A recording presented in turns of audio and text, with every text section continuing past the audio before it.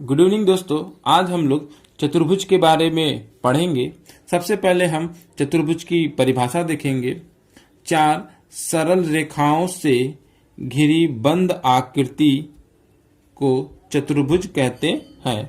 जैसा कि आप लोगों को दिख रहा होगा, यह एक चतुर्भुज है ए बी सी डी।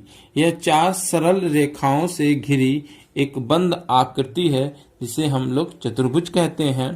इसको हम लोग एक नाम दे दिए हैं, ए बी सी डी एक चतुर्भुज है।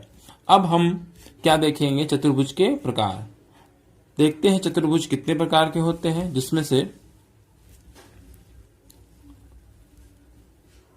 सबसे पहला है आयत, दूसरा है वर्ग, तीसरा है समांतर चतुर्भुज, फोर्थ है आपका समचतुर्भुज और लास्ट है समलंब चतुर्भुज।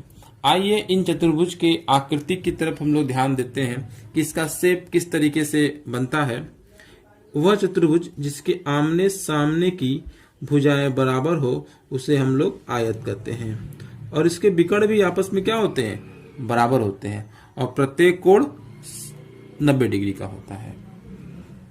दूसरा हम लोग देखते हैं वर्ग। स्क्वायर का शेप किस आकृति का होता है, वह चतुर्भुज जिसकी चारों भुजाएं आपस में क्या हो, बराबर हो, उसे हम लोग वर्ग कहते हैं, और इसके प्रत्येक कोण 90 डिग्री के होते हैं और इसके विकर्ण भी आपस में बराबर होते हैं। तीसरा देखते हैं पैरेललोग्राम, समांतर चतुर्भुज। वह चतुर्भुज जिसके आमने सामने की भुजाएं बराबर हो और इसके विकर्ण आपस में बराबर नहीं होते हैं। फोर्थ देखते हैं रोम्बस, समचतुर्भुज। वह चतुर्भुज जिसकी चारों भुजाएं आपस में क्या हो, बराबर हो, परंतु इसके विकर्ण आपस में बराबर नहीं होते। इस आकृति को हम लोग समचतुर्भुज कहते हैं। लास्ट है समलंब चतुर्भुज। इसकी आकृति कुछ इस तरीके से होती है। वह चतुर्भुज जिसके आमने सामने की भुजाएं क्या होती हैं, समांतर होती हैं। अब हम सबसे पहले आयत को स्टार्ट करेंगे।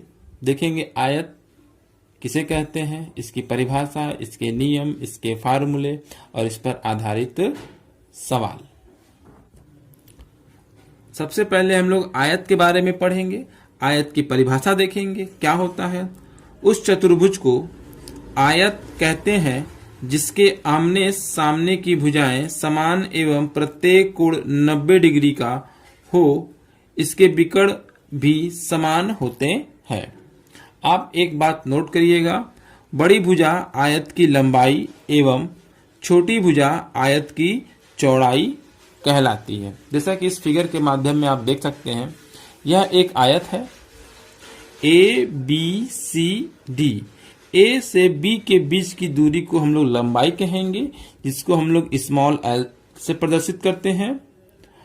डी से सी के बीच की दूरी को भी हम लोग लंबाई कहेंगे, जिसे स्मॉल एल से प्रदर्शित करते हैं। जैसा कि ऊपर परिभाषा में बताया गया है कि आमने और सामने की भुजाएं आपस में बराबर होती हैं। बी सी के बीच की दूरी को चौड़ाई कहा गया, जिसे हम लोग स्मॉल बी से प्रदर्शित कर रहे हैं। उसी तरह से ए और डी के बीच की दूरी को चौड़ाई कहा गया, इसे भी स्मॉल बी से प्रदर्शित किया जाता है। ये ए और सी के बीच की दूरी को विकर्ण कहा गया है। तो इस आयत में दो विकर्ण है, एक विकर्ण है बी से डी के बीच की दूरी को, ये दोनों विकर्ण आपस में बराबर होंगे। आइए हम लोग इसको देखते हैं। ये लंबाई हो गई आपकी, ए बी क्या हो गई, आयत की लंबाई, और सी डी भी आपकी आयत की लंबाई। तो ए बी बराबर क्या हो जाएगा, सी डी, जो कि लंबाई को प्रदर्शित कर रहा है। चौड़ाई क्या है, बी सी बराबर ए डी। तो देखिए चौड़ाई होगी, बी सी चौड़ाई हो गई और ए डी भी चौड़ाई होगी, दोनों आपस में बराबर है। अब इसके विकर्ण की बात करते हैं। ए सी विकर्ण बी डी विकर्ण के बराबर है, तो आयत के विकर्ण बराबर होते हैं। और आयत के प्रत्येक कोण कितने डिग्री के होते हैं, 90 डिग्री के। यानी कोण ए भी 90 डिग्री का है, कोण बी भी, कोण सी भी और कोण डी भी। ये प्रत्येक कोण 90 डिग्री का है। अब हम लोग आयत के फार्मूले की तरफ चलेंगे। सबसे पहले हम लोग आयत का परिमाप देखेंगे क्या होता है। इसकी परिभाषा है, चारों भुजाओं के योगफल को आयत का परिमाप कहते हैं तो आयत का परिमाप बराबर हो जाएगा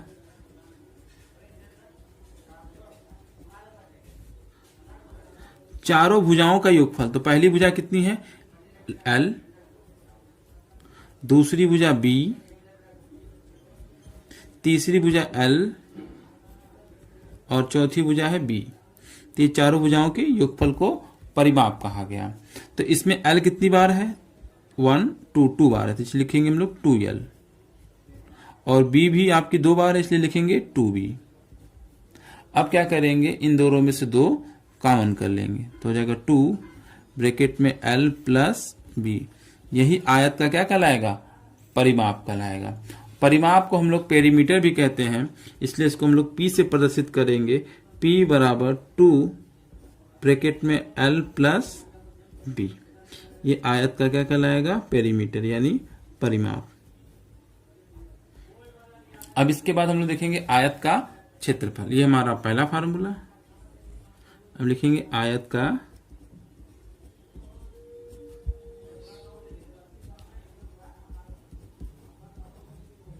क्षेत्रफल। आयत का जो क्षेत्रफल का फार्मूला होता है, दो असमान भुजाओं के लंबाइयों के गुणनफल को कहते हैं। क्या हुआ परिभाषा? फिर समझिएगा। आयत का क्षेत्रफल का फार्मूला हो जाएगा दो असमान लंबाइयों के गुणनफल को ही आयत का क्षेत्रफल कहते हैं। तो दो असमान लंबाई कौन सी है? पहली तो लंबाई ही है, दूसरी है चौड़ाई। तो देखते हैं क्या है। तो आयत का क्षेत्रफल हो गया लंबाई गुणे चौड़ाई। आयत के क्षेत्रफल को एरिया बोलते हैं, इसलिए हम लोग कैपिटल ए से प्रदर्शित करते हैं। और लंबाई को हम लोग स्मॉल l और चौड़ाई को हम लोग स्मॉल b से प्रदर्शित करते हैं। ये हमारा होगा आयत का क्षेत्रफल या एरिया। ये हमारा सूत्र नंबर या फार्मूला नंबर 2 बना। लास्ट फार्मूला है आयत का विकर्ण। आयत का विकर्ण। जो आयत का विकर्ण है वो देखिएगा ध्यान से। ये आयत का विकर्ण है AC। ये जो आकृति बनी ABC, यह एक समकोण त्रिभुज बना जिसमें B क्या है? समकोण है। और समकोण त्रिभुज पर ही हम लोग पाइथागोरियन थ्योरम लगाते हैं, जिसका फार्मूला होता है कर्ण का स्क्वायर बराबर लंब का स्क्वायर प्लस आधार का स्क्वायर। तो कर्ण यहां पर विकर्ण का काम कर रहा है, तो हम विकर्ण का स्क्वायर कर देंगे। क्या हो जाएगा हमारा फार्मूला? आयत का विकर्ण बराबर यानी विकर्ण का स्क्वायर बराबर लंबाई का स्क्वायर प्लस चौड़ाई का स्क्वायर। तो यहां हो जाएगा विकर्ण इक्वल टू अंडर रूट में लंबाई का वर्ग प्लस चौड़ाई का वर्ग। ये हमारा आयत का विकर्ण का फार्मूला बन गया।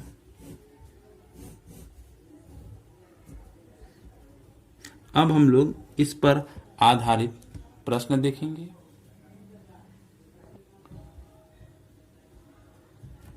आयत पर आधारित ये पहला सवाल है।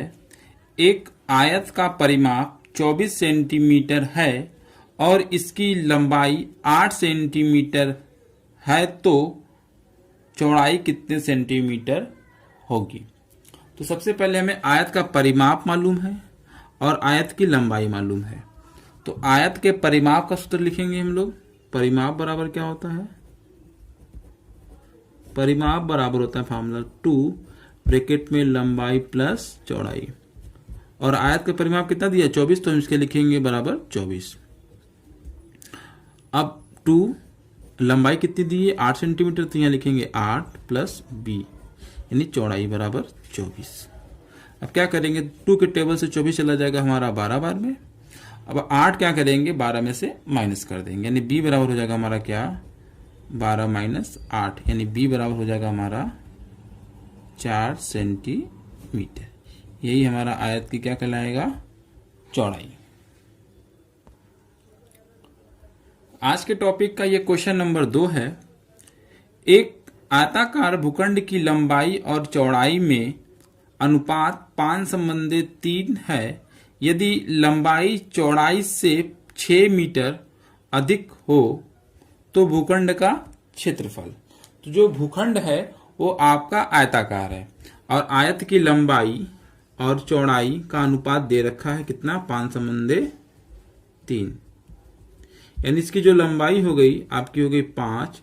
अनुपात से जब अलग करते हैं किसी चीज को तो उसमें x लगाते हैं और एक चर राशि से। b बराबर कितना हो जाएगा हमारा, b बराबर हो जाएगा 3x। क्वेश्चन में एक बात कहा है, लंबाई चौड़ाई से 6 मीटर क्या है, अधिक है। यानी l माइनस बी बराबर आपका 6। तो आप यहां देखेंगे लंबाई है 5x, चौड़ाई है 3x। तो लंबाई में से चौड़ाई चला जाएगा तो आएगा आपका 5 में से 3 चला जाएगा तो आएगा 2x। तो हम यहां लिखेंगे 2x बराबर क्या, 6। 2 के टेबल में 6 चला जाएगा आपका 3 बार में, तो यानी x बराबर क्या मिल जाएगा आपको, 3। यहां देखेंगे हम तो लंबाई हमारी कितनी हो गई, देखिए 5x है और x की वैल्यू 3, तो 5 गुणे 3 बराबर कितना आ जाएगा, 15। अब हम चौड़ाई देखेंगे, चौड़ाई आपकी 3x और x की वैल्यू 3, तो यहां लिखेंगे 3 इंटू 3 बराबर 9। भूखंड का क्षेत्रफल पूछा है, यानी आयत का क्षेत्रफल इक्वल टू लंबाई गुणे चौड़ाई। लंबाई है आपकी 15 और चौड़ाई है आपका 9। 15 9 135 वर्ग मीटर। जो आयत का क्षेत्रफल है वो वर्ग मीटर में आएगा आपका, और इसका आंसर हो गया 135। आज के टॉपिक का ये क्वेश्चन नंबर 3 है। एक आयताकार कक्ष की चौड़ाई लंबाई का 2/3 है। यदि कक्ष का क्षेत्रफल 2400 वर्ग मीटर है तो कक्ष की लंबाई क्या होगी। देखिए कक्ष की जो आयताकार कक्ष है उसकी चौड़ाई और लंबाई का अनुपात दे रखा है, यानी चौड़ाई संबंधे लंबाई बराबर 2/3 है, यानी 2/3 है। यानी इसमें चौड़ाई हो गई आपकी 2x और लंबाई हो गई आपकी 3x, और इसका क्षेत्रफल दे रखा है। तो आयत का क्षेत्रफल का फार्मूला हमारा होता है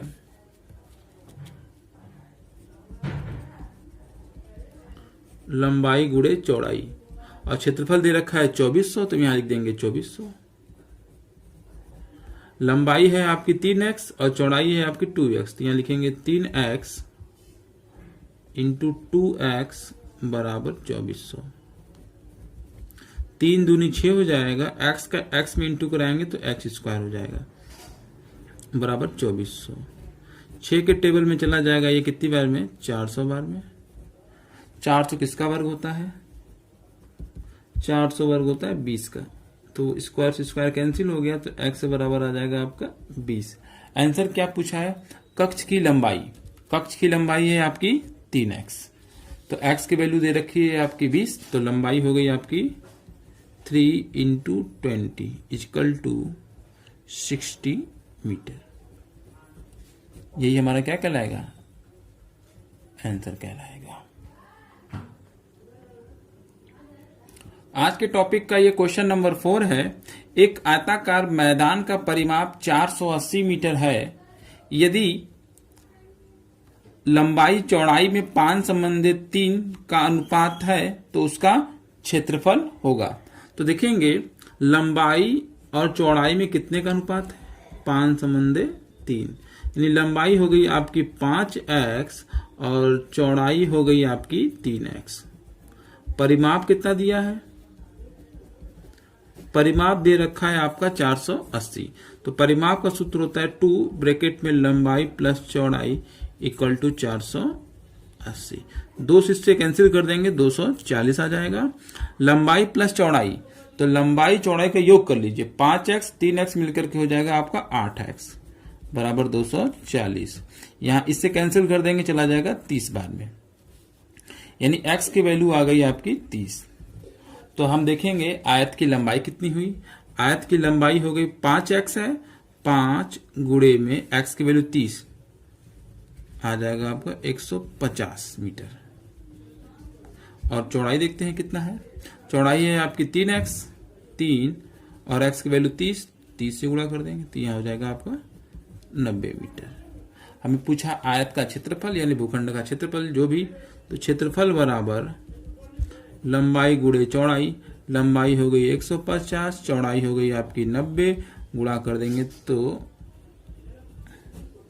13,500 वर्ग मीटर आ जाएगा आपका आंसर। यही हमारा आंसर है। आज के टॉपिक का ये क्वेश्चन नंबर 5 है।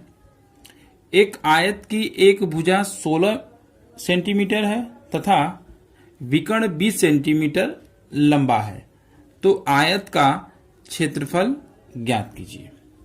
तो अभी हमने बताया था अगर विकर्ण दिया रहे तो क्या सूत्र लगाते हैं, तो यहां सूत्र हो जाएगा हमारा विकर्ण का स्क्वायर बराबर लंबाई का स्क्वायर प्लस चौड़ाई का स्क्वायर। विकर्ण कितना दे रखा है 20, 20 का स्क्वायर हो जाएगा आपका 400, लिखेंगे भी हम लोग। लंबाई मान लेते हैं 16 सेंटीमीटर है तो यहां लिख देंगे 16 का वर्ग प्लस चौड़ाई हमको ज्ञात करना है, तो 20 का वर्ग हो जाए हमारा 400, 16 का वर्ग हो जाएगा हमारा 256 प्लस 20 स्क्वायर। 400 में से 256 को अगर हम माइनस कर देंगे तो कितना आ जाएगा हमारा,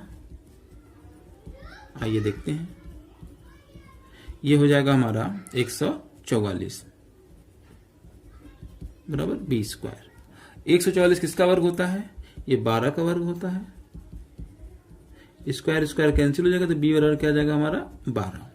अब हमको निकालना है आयत का क्षेत्रफल। अब हमें पता है आयत का जो क्षेत्रफल का फार्मूला होता है वो लंबाई गुणे चौड़ाई। लंबाई 16 है, चौड़ाई आपका 12 है और 16 दूनी 32, रिमाइंडर आया 3, 16 कम 16, 16 3 19, 192 सेंटीमीटर स्क्वायर। यही हमारा क्या कहलाएगा आंसर का। आइए आज का वीडियो स्टार्ट करते हैं कुछ नए कॉन्सेप्ट और कुछ नए सवाल के साथ। कॉन्सेप्ट कुछ इस तरीके से है, एक आयताकार मैदान के बाहर चारों ओर x मीटर चौड़ा रास्ता बनाया गया है, तो रास्ते का क्षेत्रफल। देखिए ये एक आयताकार मैदान है, ठीक है, जिसकी ये एक लंबाई है और ये चौड़ाई है।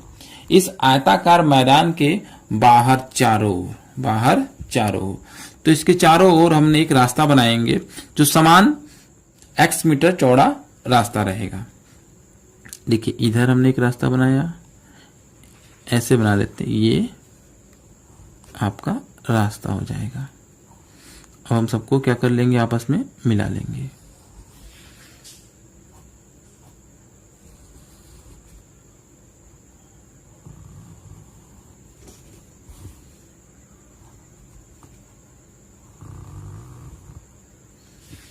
तो ये आयताकार मैदान है जिसके बाहर चारों ओर x मीटर चौड़ा ये आपका क्या हो जाएगा, रास्ता हो जाएगा। इसी रास्ते का हमें क्या ज्ञात करना है, क्षेत्रफल। तो आइए सबसे पहले हम इस रास्ते के क्षेत्रफल का सूत्र देखते हैं क्या होता है। तो ये x मीटर चौड़ा रास्ता है, ठीक है, ये जो रास्ते की चौड़ाई है वो x मीटर है। तो इसका जो सूत्र बनेगा, रास्ते का क्षेत्रफल बराबर रास्ते का क्षेत्रफल बराबर 2x ब्रैकेट में लंबाई प्लस चौड़ाई प्लस 2x, ये हमारा फार्मूला हो जाएगा। आयताकार मैदान के बाहर चारों ओर x मीटर यदि चौड़ा रास्ता हो बनाया गया हो तो रास्ते का क्षेत्रफल का फार्मूला हो जाएगा 2x ब्रैकेट में लंबाई प्लस चौड़ाई प्लस 2x। आइए इस पर आधारित एक सवाल देखते हैं। क्वेश्चन कुछ इस तरीके से है, यदि 20 मीटर लंबे एवं 15 मीटर चौड़े आयताकार मैदान के बाहर, क्या बोला जा रहा है, आयताकार मैदान के बाहर चारों ओर 5 मीटर चौड़ा रास्ता बनाया गया है, तो रास्ते का क्षेत्रफल होगा। हमें रास्ते का क्षेत्रफल निकालना है, कौन से? एक आयताकार मैदान है जिसके बाहर चारों ओर x मीटर चौड़ा रास्ता बनाया गया है, और रास्ते का क्षेत्रफल का फॉर्मूला हमारा हो जाएगा 2x ब्रैकेट में लंबाई प्लस चौड़ाई प्लस 2x। यदि आयताकार मैदान के बाहर चारों ओर x मीटर चौड़ा रास्ता बनेगा तो यहां पर आपको क्या कर देना होगा? प्लस, ये याद रखे रहिएगा। और अंदर के लिए माइनस होता है। अब इस पे हम लोग इसके बाद वाले क्वेश्चन को लगाएंगे, तो देखते हैं। तो हमने यहां पे देखिए सूत्र लिख रखा है, रास्ते का क्षेत्रफल बराबर 2x ब्रैकेट में लंबाई प्लस चौड़ाई प्लस 2x। तो x क्या होता है? यहाँ पे रास्ते का चौड़ाई होता है। रास्ते की चौड़ाई दे रखी है 5 मीटर, तो यहां लिखेंगे x की जगह पे हम लोग 5 लिखेंगे, 2 × 5 हो जाएगा। आयताकार मैदान की लंबाई कितनी है? 20 मीटर है, हम यहां लिखेंगे 20 प्लस आयताकार मैदान की चौड़ाई देखिए कितना दे रखा है? 15 मीटर, तो हम यहां लिखेंगे 15 प्लस 2, यहां x क्या होता है? रास्ते की चौड़ाई। रास्ते की चौड़ाई दे रखा है 5 मीटर, यहां हम लिख देंगे 5 मीटर। 2 को गुणा 5 में करेंगे तो 10, 20 प्लस 15 ऐड करेंगे 35 प्लस 2 5 जा 10 हो जाएगा यहां पर आपका। इसके बाद क्या हो जाएगा? 10 इंटू 35 में 10 ऐड करेंगे तो आपका 45 आ जाएगा।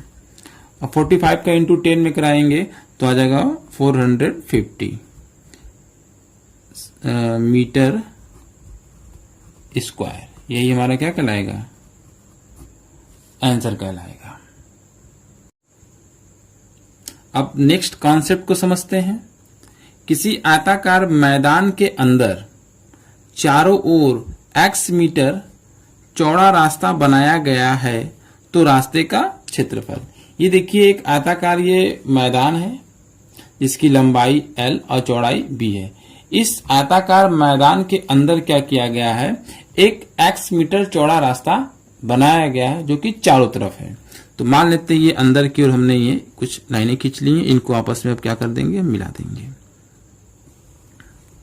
जब हम इसको आपस में मिलाएंगे तो ये एक x मीटर चौड़ा रास्ते का निर्माण हो जाएगा। ये जो रास्ता है, इस रास्ते की लंबाई x मीटर है चारों तरफ से।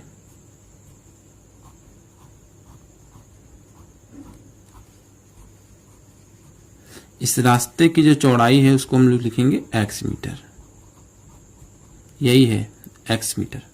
अब देखेंगे इस चारों ओर जो ये रास्ता बना है, इस रास्ते का क्षेत्रफल। ये आयताकार मैदान के अंदर की ओर रास्ता बनाया गया है, इस बात को याद रखे रहिएगा। जो पहला वाला था वो बाहर की ओर था और दूसरा वाला अंदर की ओर है। तो यहां बनेगा हमारा फॉर्मूला रास्ते का क्षेत्रफल। रास्ते का क्षेत्रफल, जो रास्ता वो क्या है? आयताकार मैदान के अंदर है। तो इसका जो फार्मूला है 2x ब्रैकेट में लंबाई प्लस चौड़ाई माइनस 2x। अंदर की ओर रहेगा तो बस यहां माइनस हो जाएगा, और बाहर की ओर था तो यहां पे हमने क्या किया था? प्लस। अब इस पर आधारित सवाल देखते हैं। सवाल कुछ इस तरीके से है, किसी आयताकार मैदान की लंबाई एवं चौड़ाई क्रमशः 20 मीटर एवं 10 मीटर हो एवं इसके अंदर चारों ओर 5 मीटर समरूप चौड़ाई का रास्ता हो तो रास्ते का क्षेत्रफल। तो एक चीज याद करिएगा, आयताकार मैदान के अंदर की बाहर, तो यहां बोला है अंदर, तो अंदर के लिए फार्मूला हो जाएगा हमारा 2x ब्रैकेट में लंबाई प्लस चौड़ाई माइनस 2x। तो हम इसी फार्मूले को यहां लिखेंगे। हमारा हो जाएगा रास्ते का क्षेत्रफल, रास्ते का क्षेत्रफल। फार्मूला है हमारा 2x ब्रैकेट में लंबाई प्लस चौड़ाई माइनस 2x। 2 इंटू एक्स क्या है? रास्ते की चौड़ाई, यहां पे 5 मीटर दे रखा है तो यहां लिखेंगे 5। आयताकार मैदान की लंबाई देखिए यहां पे दिया है 20 मीटर, तो यहां लिखेंगे हम लोग 20 प्लस चौड़ाई कितना दे रखा है 10 मीटर, यहाँ लिखेंगे 10 माइनस 2 इंटू आयताकार मैदान के रास्ते की चौड़ाई जो अंदर की है वो कितना है 5 मीटर, एक्स की वैल्यू 5 मीटर है तो यहाँ लिखेंगे 5, 5 दूनी 10 हो जाएगा, ये 10 और 20 10 जोड़ देंगे 30 माइनस 5 दूनी 10 हो जाएगा ये। अब क्या मिल जाएगा 10 गुणे में 30 में से 10 चला जाएगा तो आएगा आपका 20, यानी हमको मिल गया कितना 10 गुणा 20 में करेंगे तो 200 वर्ग मीटर। अब हम लोग नेक्स्ट कॉन्सेप्ट को देखेंगे। यदि L लंबाई एवं B चौड़ाई वाले एक आयताकार मैदान के बीचों बीच लंबाई एवं चौड़ाई के अनुदिश x मीटर या x चौड़ा रास्ता है जो एक दूसरे को काटता है तो रास्ते का क्षेत्रफल। देखिए ये एक आयताकार मैदान है जिसकी ये लंबाई है और ये क्या है चौड़ाई है। लंबाई के अनुदिश और चौड़ाई के अनुदिश देखिए जो एक रास्ता बना गया है, ऐसे एक जिस रास्ते की चौड़ाई है x मीटर, ये जो ये रास्ता बना है इस रास्ते की चौड़ाई कितनी मीटर है x मीटर है, ये भी है रास्ता। और ये चौड़ाई के अनुदिश है, इस रास्ते की भी चौड़ाई कितनी है x मीटर। तो ये जो रास्ता बना है इस रास्ते का आपसे क्या पूछा जा रहा है क्षेत्रफल। तो इस रास्ते का क्षेत्रफल ज्ञात करने का फार्मूला है रास्ते का क्षेत्रफल बराबर, इसका जो फार्मूला है x ब्रैकेट में लंबाई प्लस चौड़ाई माइनस x, यही इसका फार्मूला है। और इसी फार्मूले पर आधारित एक सवाल हम लोग देखेंगे। आइए देखते हैं क्वेश्चन क्या है। यदि किसी आयताकार मैदान की लंबाई एवं चौड़ाई क्रमशः 30 मीटर और 20 मीटर हो एवं इसके बीचों बीच लंबाई एवं चौड़ाई के अनुदिश 4 मीटर चौड़ा रास्ता हो तो रास्ते का क्षेत्रफल ज्ञात कीजिए। देखिए एक आयताकार ये मैदान है, ठीक है, ये जो दिया गया ये आयताकार मैदान है। इस मैदान के अंदर लंबाई और चौड़ाई के अनुदिश x मीटर चौड़ा रास्ता है। हमें ज्ञात करना इस रास्ते का क्षेत्रफल ज्ञात करने का फार्मूला है x ब्रैकेट में लंबाई प्लस चौड़ाई माइनस x। हम इसी सूत्र का प्रयोग इसमें करेंगे तो लिखेंगे रास्ते का क्षेत्रफल।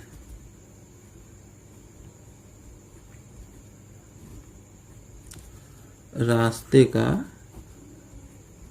क्षेत्रफल, इसका सूत्र है हमारा x ब्रैकेट में लंबाई प्लस चौड़ाई माइनस x। तो यहां x क्या होता है x मीटर मतलब चौड़ा रास्ता, तो 4 मीटर जो चौड़ा रास्ता है वो x को बताता है, यानी यहां लिखेंगे 4।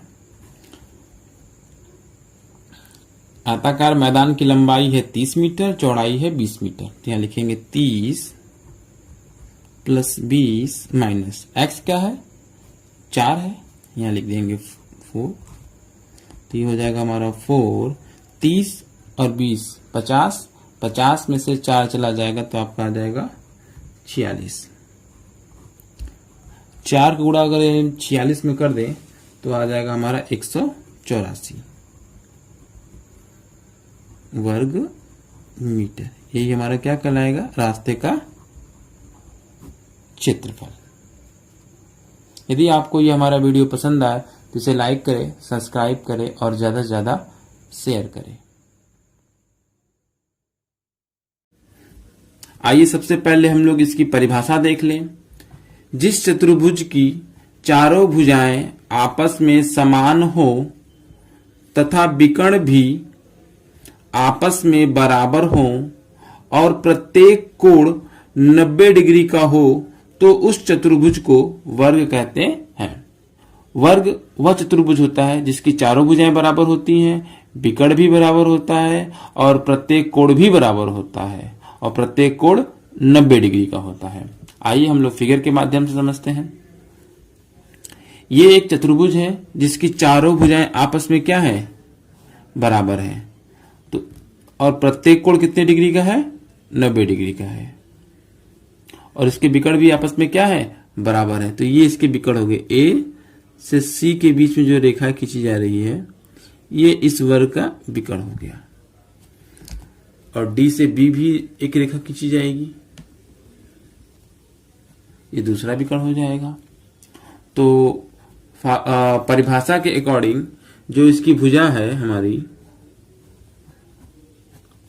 यानी ए बी भुजा बीसी भुजा के बराबर है, और बीसी भुजा सीडी भुजा के बराबर है, और सीडी भुजा डी ए भुजा के बराबर है। तो हम यहां लिख सकते हैं ए बी भुजा बराबर बीसी भुजा बराबर सीडी भुजा बराबर डी ए भुजा। ये चारों भुजाएं आपस में बराबर हो गई, और इसको हम लोग स्मॉल ए से प्रदर्शित करते हैं। तो यहां पे लिख देंगे बराबर ए, स्मॉल ए। ये हम डायरेक्ट लिख सकते हैं, यानी भुजा बराबर स्मॉल ए। ये क्या हो गया, भुजा। इसके बाद विकर्ण की बात करते हैं। इस वर्ग में आपके दो विकर्ण हैं। एक विकर्ण है आपका एसी, दूसरा विकर्ण है आपका बीडी। ये दोनों विकर्ण आपस में बराबर है। आखिरी आता है कोण। कोण को देखते हैं। इस चतुर्भुज में 4 कोण है, यानी कोण ए 90 डिग्री का है, कोण बी भी 90 डिग्री का है, कोण सी भी 90 डिग्री का है, और आपका कोण डी भी 90 डिग्री का है।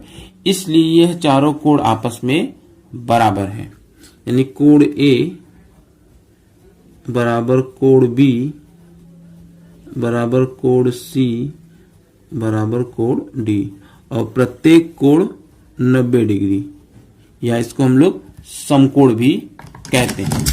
आइए अब हम लोग वर्ग पर आधारित फार्मूले को देखते हैं। सबसे पहला फार्मूला है हमारा परिमाप। वर्ग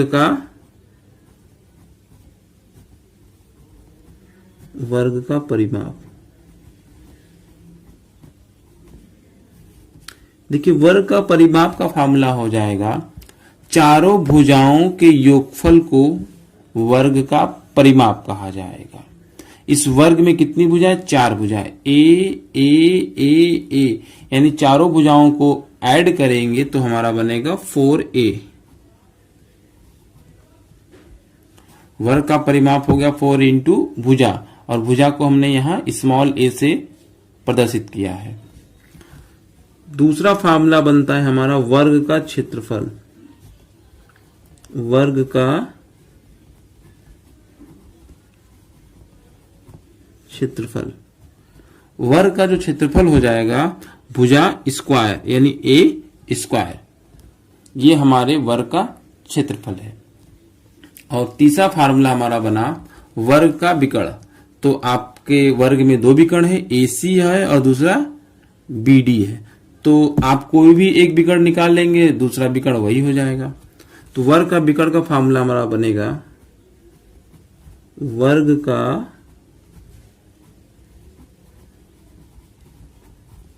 विकर्ण बराबर भुजा करनी में 2। ये हमारे वर्ग का विकर्ण का फार्मूला है। एक फार्मूला यहां पर हम आपको बताना चाहेंगे, यदि आपके प्रश्न में, क्वेश्चन में वर्ग का विकर्ण दिया है और आपसे क्षेत्रफल ज्ञात करने के लिए कहा जा रहा है, यदि आपके सवाल में वर्ग का विकर्ण दिया है और आपसे वर्ग का क्षेत्रफल पूछ रहा है, तो फार्मूला बनेगा वर्ग का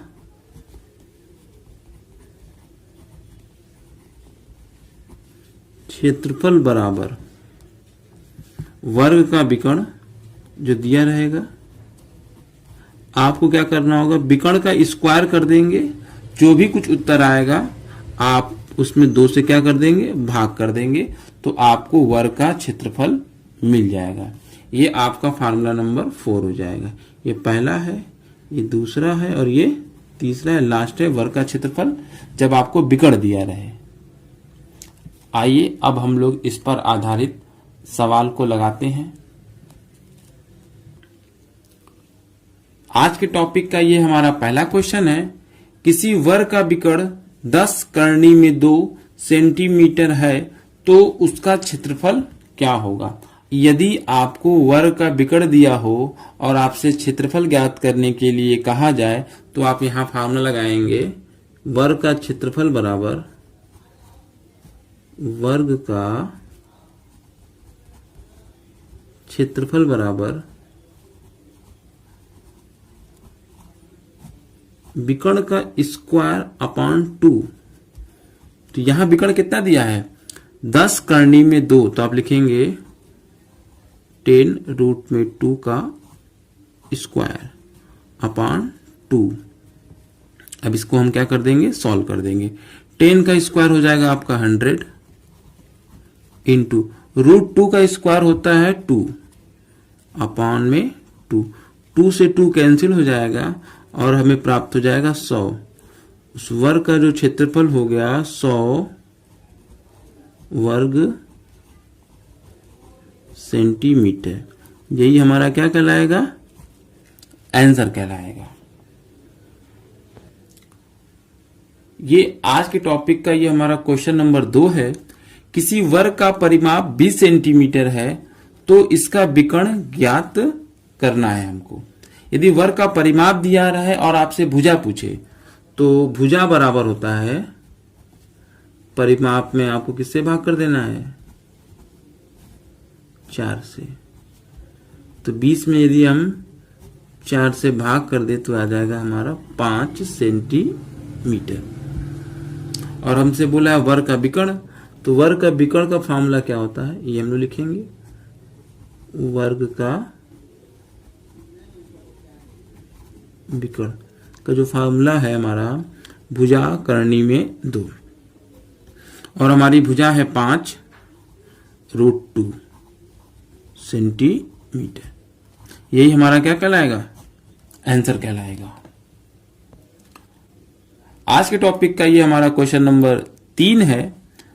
2 वर्गों का परिमाप 48 मीटर और 64 मीटर है। उस वर्ग का परिमाप क्या होगा जिसका क्षेत्रफल इन दोनों वर्गों के क्षेत्रफल के योग के बराबर है। तो इस प्रश्न को सॉल्व करने के लिए हम थोड़ा इसका फिगर बनाते हैं, जिससे आपको यह क्वेश्चन बहुत आसानी से समझ में आ जाएगा। देखिए 2 वर्ग हैं, एक छोटा वर्ग बनाते हैं जिसका परिमाप 48 मीटर है। एक दूसरा वर्ग बनाएंगे जो थोड़ा बड़ा होगा, जिसका परिमाप 64 मीटर है।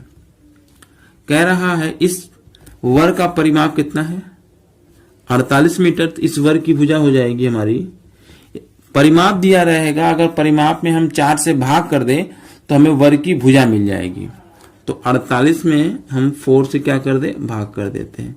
तो हमारा पहले वर्ग की जो भुजा मिलेगी A1 हमें मिल जाएगा 12 और दूसरे वर्ग का परिमाप कितना दिया है, 64 मीटर। तो इसकी भुजा में प्राप्त करना होगा तो हमें 64 में किससे भाग कर देना होगा, 4 से। तो हमें दूसरे वर्ग की भुजा मिल जाएगी 16। क्वेश्चन क्या कह रहा है, कह रहा है इन दोनों वर्गों के क्षेत्रफल का योग, यानी इन दोनों वर्गों के क्षेत्रफल का योग एक तीसरे वर्ग के क्षेत्रफल के क्या है, बराबर है। और हमें इस तीसरे वर्ग का परिमाप ज्ञात करना है। तो परिमाप ज्ञात करने से पहले हम इस तीसरे वर्ग का भुजा फाइंड आउट करते हैं। तो भुजा ज्ञात करने के लिए इसमें क्लू दे रखा है, पहले वर्ग का क्षेत्रफल प्लस दूसरे वर्ग का क्षेत्रफल, यह बराबर है तीसरे वर्ग के क्षेत्रफल के। और वर्ग के क्षेत्रफल का फार्मूला अभी हमने बताया, भुजा स्क्वायर होता है। तो पहले वर्ग का क्षेत्रफल का फार्मूला बनेगा A1 स्क्वायर, तो A1 स्क्वायर लिखेंगे हम यहां पे। दूसरे वर्ग का क्षेत्रफल बनेगा A2 स्क्वायर बराबर तीसरा वर्ग का जो क्षेत्रफल बनेगा भुजा स्क्वायर। A1 की वैल्यू कितनी दे रखी है, 12 का वर्ग हो जाएगा आपका 144 प्लस दूसरे वर्ग की भुजा है 16 और 16 का वर्ग कर देंगे तो यहां हो जाएगा हमारा 256 बराबर भुजा स्क्वायर।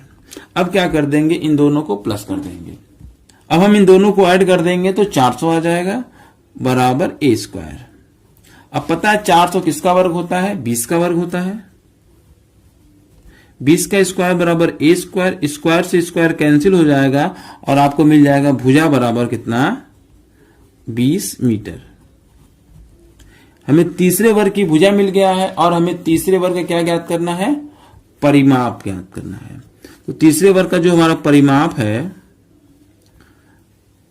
वर्ग का परिमाप, तो वर्ग का परिमाप का फार्मूला है 4 इंटू भुजा। तो यहां लिखेंगे हम लोग 4 और भुजा हमने कितना फाइंड आउट किया, देखिए यहां पर हमने भुजा फाइंड आउट किया है 20 मीटर। तो यहां लिख देंगे हम लोग 20। तो 4 का गुणा जब 20 में करेंगे तो हो जाएगा हमारा 80 मीटर। यही हमारा क्या कहलाएगा, आंसर कहलाएगा। ये आज के टॉपिक का क्वेश्चन नंबर 4 है। एक वर्गाकार मैदान का क्षेत्रफल 576 वर्ग किलोमीटर है। एक घोड़ा को 12 किलोमीटर प्रति घंटे की चाल से मैदान के चारों ओर चक्कर लगाने में कितना समय लगेगा। तो देखिए ये एक वर्गाकार मैदान है जिसका क्षेत्रफल दे रखा है, कितना है, 576। तो जो वर्ग का जो क्षेत्रफल का फार्मूला हमारा होता है भुजा स्क्वायर, और वर्ग का क्षेत्रफल 576, तो हम यहां लिख देंगे 576। ए स्क्वायर बराबर 576 आपका 24 का वर्ग होता है। स्क्वायर से स्क्वायर कैंसिल हो गया तो ए बराबर आपका आ जाएगा 24 किलोमीटर।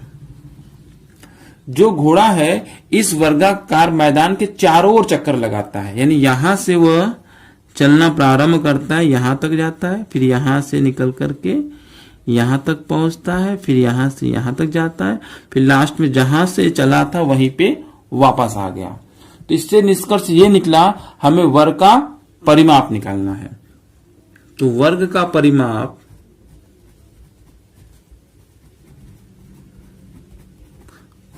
बराबर होता है 4 इंटू भुजा। तो 4 हो गया और भुजा है 24। 24 गुणा जब हम 4 में करेंगे तो आ जाएगा हमारा 96 किलोमीटर। अब जो घोड़ा है वो 96 किलोमीटर चला है और किस चाल से, 12 किलोमीटर प्रति घंटे की चाल से। पूछा जा रहा है यह घोड़ा यहां से चल करके ये वहीं तक आने में कितना समय लगेगा। तो समय बराबर, फार्मूला आपको पता होगा, समय बराबर दूरी बटा चाल। तो घोड़े ने कितनी दूरी तय किया है, 96 किलोमीटर। किस चाल से चला है, 12 किलोमीटर प्रति घंटे की चाल से। तो नीचे लिख देंगे हम 12 8 96। तो घोड़ा वर्गाकार मैदान के चारों ओर एक चक्कर लगाने में 8 घंटे का समय लेता है। यही हमारा क्या कहलाएगा, आंसर कहलाएगा। ये आज के टॉपिक का क्वेश्चन नंबर 5 है। दो वर्गों के भुजाओं का अनुपात 4/5 है तो उनके क्षेत्रफलों का अनुपात होगा। देखिए यहां पर दो वर्ग दिया है, दोनों वर्गों के भुजाओं का रेशियो दे रखा है। आपको उन दोनों वर्गों के क्षेत्रफल का अनुपात पूछा जा रहा है। तो इसका एक सिंपल सा फार्मूला है, दोनों वर्गों के क्षेत्रफल का अनुपात बराबर दोनों वर्गों के भुजाओं के वर्ग के अनुपात के बराबर होता है। तो देखिए पहले वर्ग की भुजा हो गई आपका 4 और दूसरे वर्ग की भुजा हो गई आपका 5। ये रेशियो में दे रखा है, तो जो रेशियो में दे रखा है आपको डायरेक्ट रेशियो में ही रख देना है। यानी 4 स्क्वायर रेशियो 5 स्क्वायर। 4 का स्क्वायर हो जाएगा आपका 16 और 5 का स्क्वायर हो जाएगा आपका 25। यही हमारा क्या कहलाएगा, आंसर कहलाएगा। यानी उनके क्षेत्रफल का अनुपात हो गया 16:25। आज के टॉपिक का ये क्वेश्चन नंबर 6 है, किसी वर्ग के क्षेत्रफल का उसके विकर्ण पर खींचे गए वर्ग के क्षेत्रफल से क्या अनुपात होगा। देखिए क्वेश्चन का कहने का अर्थ यह है कि एक वर्ग है, ये आपका एक वर्ग है, इस वर्ग की भुजा हो गई a, और इसका जो विकर्ण होगा हमारा, जो इसका विकर्ण है वो क्या होगा, भुजा करनी में 2। जैसा कि हम लोग फार्मूले में देखे हैं, एक वर्ग है, इस वर्ग की भुजा a हो गया और इस वर्ग का विकर्ण हो गया भुजा करनी में 2। क्वेश्चन कहा है इस वर्ग का क्षेत्रफल और इस वर्ग के विकर्ण पर बना एक नया वर्ग, यानी इस वर्ग के विकर्ण पर एक नया वर्ग बना है, तो हम यहां पर एक नया वर्ग बनाते हैं इसके विकर्ण पर।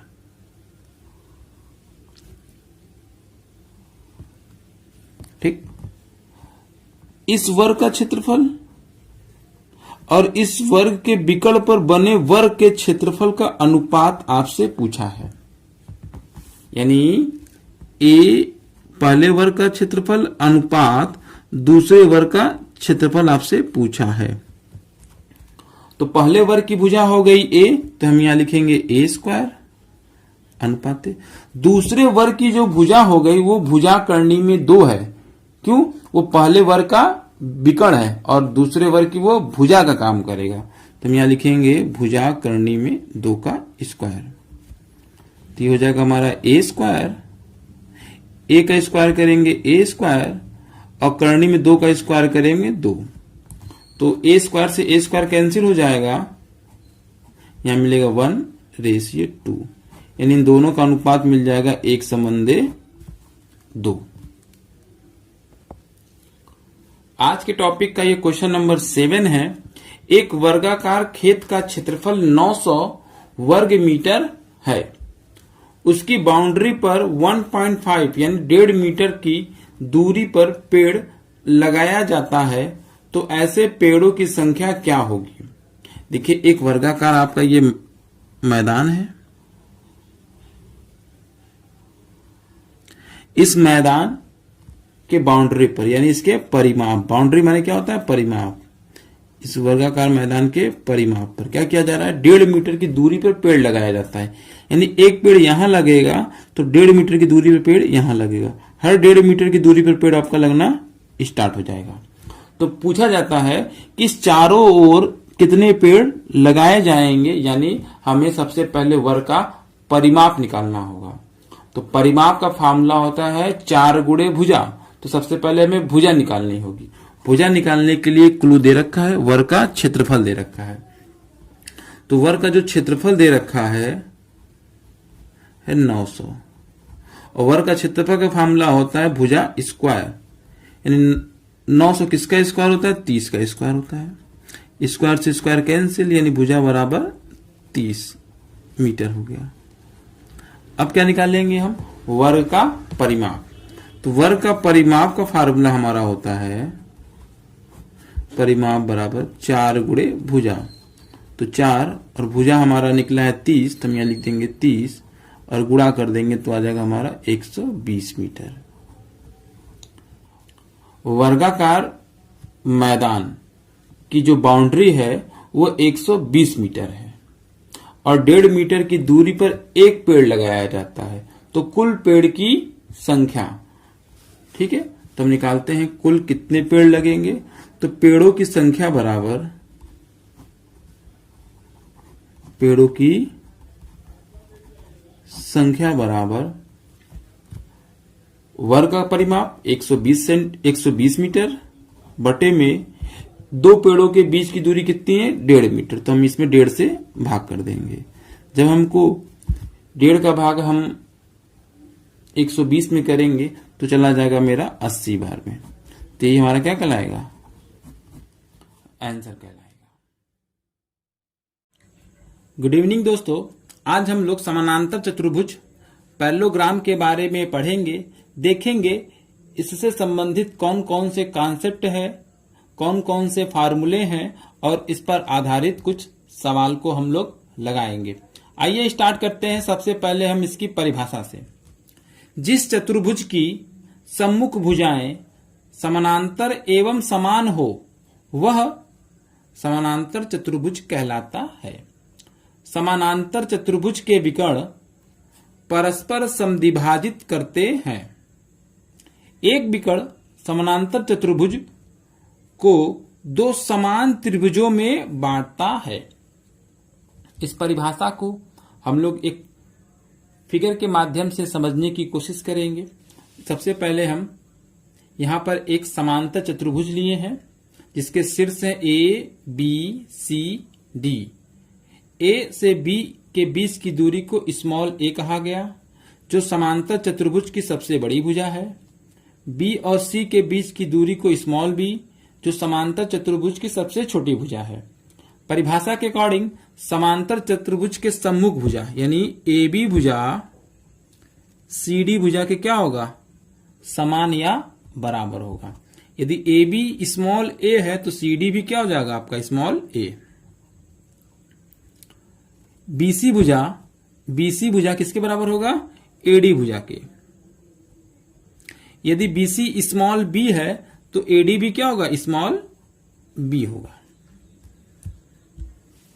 तो आइए हम लोग देखते हैं। परिभाषा के अकॉर्डिंग लिखा था जो इसकी भुजाएं होती हैं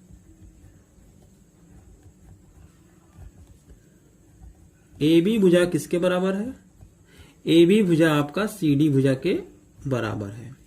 ए बी सी डी के बराबर है और यह सब किसके बराबर है, स्मॉल ए के, तो हम यहां लिखेंगे स्मॉल ए। दूसरा आता है बीसी भुजा किसके बराबर होगा, एडी के बराबर होगा, तो हम यहां लिखेंगे बीसी बराबर एडी। ये दोनों किसके बराबर होंगे, ये दोनों बराबर होंगे स्मॉल बी के। परिभाषा के अकॉर्डिंग समांतर चतुर्भुज के विकर्ण एक दूसरे को समद्विभाजित करते हैं। इसका मतलब समांतर चतुर्भुज के विकर्ण आपस में बराबर नहीं होते हैं। यानी जो इसके विकर्ण है, विकर्ण एसी, विकर्ण जो एसी होगा वो बीडी विकर्ण के क्या होगा, बराबर नहीं होगा। अब हम स्टार्ट करते हैं, इसके फार्मूले पर चलते हैं। तो सबसे पहले समांतर चतुर्भुज का परिमाप। समांतर कहिए चाहे समानांतर कहिए, एक ही बात है।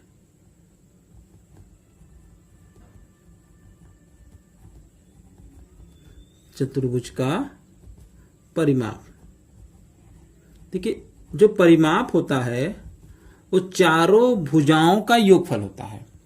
तो समांतर चतुर्भुज में चार भुजा, 1 2 3 4, इन चारों भुजाओं का योग होगा। पहली भुजा है ए, दूसरी भुजा है बी, तीसरी भुजा है ए और चौथी भुजा है बी। इनको क्या कर लेंगे, अब हम जोड़ लेंगे।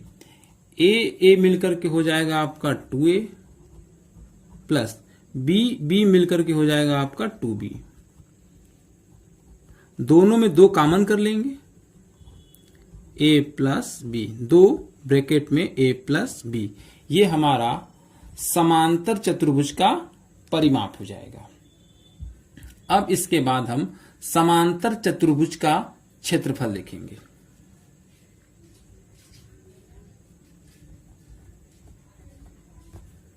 समांतर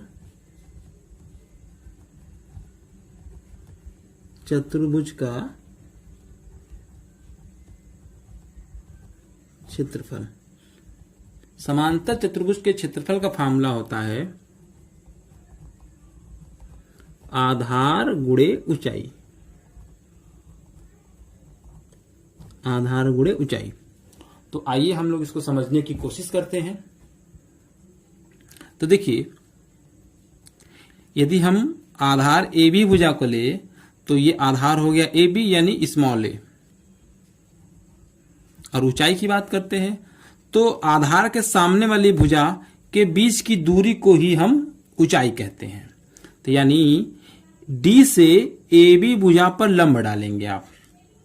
जब हम डी से ए बी भुजा पर लंब डालेंगे तो ये ई बिंदु पर मिलेगा। तो डीई के बीच की दूरी को ही ऊंचाई कहते हैं। इसकी ऊंचाई को हम लोग यक्स मान लेते हैं। यक्स क्या है? समांतर चतुर्भुज की बड़ी भुजाओं के बीच की दूरी को यक्स कहा गया है, वही ऊंचाई होगी। यानी एक्स ऊंचाई की जगह पर हम क्या लिख देंगे? एक्स। समांतर चतुर्भुज का क्षेत्रफल हो गया a इंटू एक्स। यदि आप आधार b लेते हैं, फॉर्मूला है ना समांतर चतुर्भुज का क्षेत्रफल आधार गुणे ऊंचाई। यदि आप आधार जब b को मानेंगे यानी भुजा BC को मानेंगे आधार, तब ऊंचाई क्या हो जाएगी? इस भुजा के समानांतर ये भुजा है, यानी इन दोनों छोटी भुजाओं के बीच की दूरी ही समांतर चतुर्भुज की ऊंचाई कहलाएगी। किस केस में? जब आधार आप BC को मानेंगे। तो आइए हम लोग इस पर एक लंब डाल दें, उसको हम लोग कहेंगे ऊंचाई। इसको लिख लीजिए, ये F है। A और F के बीच की दूरी को Y कहा जाएगा, जो कि समांतर चतुर्भुज के दो छोटी भुजा है ना BC और AD, समानांतर चतुर्भुज की दो छोटी भुजाओं के बीच की दूरी को ही ऊंचाई कहा गया और वो ऊंचाई को हम लोग y से प्रदर्शित किया गया है। यदि आप आधार BC को लेते हैं, BC के बीच की दूरी b, तो ऊंचाई क्या होगी? इसकी ऊंचाई होगी दो छोटी भुजाओं के बीच की दूरी यानी y की। यानी ये भी समांतर चतुर्भुज का क्षेत्रफल होगा और ये भी समांतर चतुर्भुज का क्षेत्रफल होगा। अब दोनों में हम क्या कर देंगे? रिलेशन बैठा देंगे। यानी a इंटू एक्स बराबर b इंटू वाई। समांतर चतुर्भुज की दो भुजाओं में क्या है? रिलेशन निकल गया। अब हम लोग देखते हैं, ये एक समांतर चतुर्भुज है। समांतर चतुर्भुज की दो भुजा दी गई हो और एक विकर्ण दिया हो। समांतर चतुर्भुज की दो भुजा और एक विकर्ण दिया गया हो और आपसे कहा जाए समांतर चतुर्भुज का क्षेत्रफल क्या होगा, तो आपको परिभाषा के अकॉर्डिंग पता ही होगा। समांतर चतुर्भुज में यदि एक विकर्ण आप खींचते हैं तो समांतर चतुर्भुज दो त्रिभुजों में बढ़ जाता है। क्या करेंगे? इस त्रिभुज का क्षेत्रफल निकालेंगे और इसी में 2 से इंटू करा देंगे तो हमें समांतर चतुर्भुज का क्षेत्रफल प्राप्त हो जाएगा। यदि आपको दो भुजा और एक विकर्ण दिया हो और समांतर चतुर्भुज का क्षेत्रफल पूछे तो सबसे पहले आप त्रिभुज ABC का क्षेत्रफल निकालेंगे। त्रिभुज ABC का क्षेत्रफल निकालेंगे। त्रिभुज ABC एक विषम बाहु त्रिभुज है। इससे पहले हमने वीडियो बना रखा है विषम बाहु त्रिभुज में। जो लोग पहली बार इस चैनल पर आए हैं वो प्लेलिस्ट में जा करके विषम बाहु त्रिभुज पर आधारित फार्मूला और क्वेश्चन देख लेंगे तो ये सवाल और बेहतर आपको समझ में आएगा।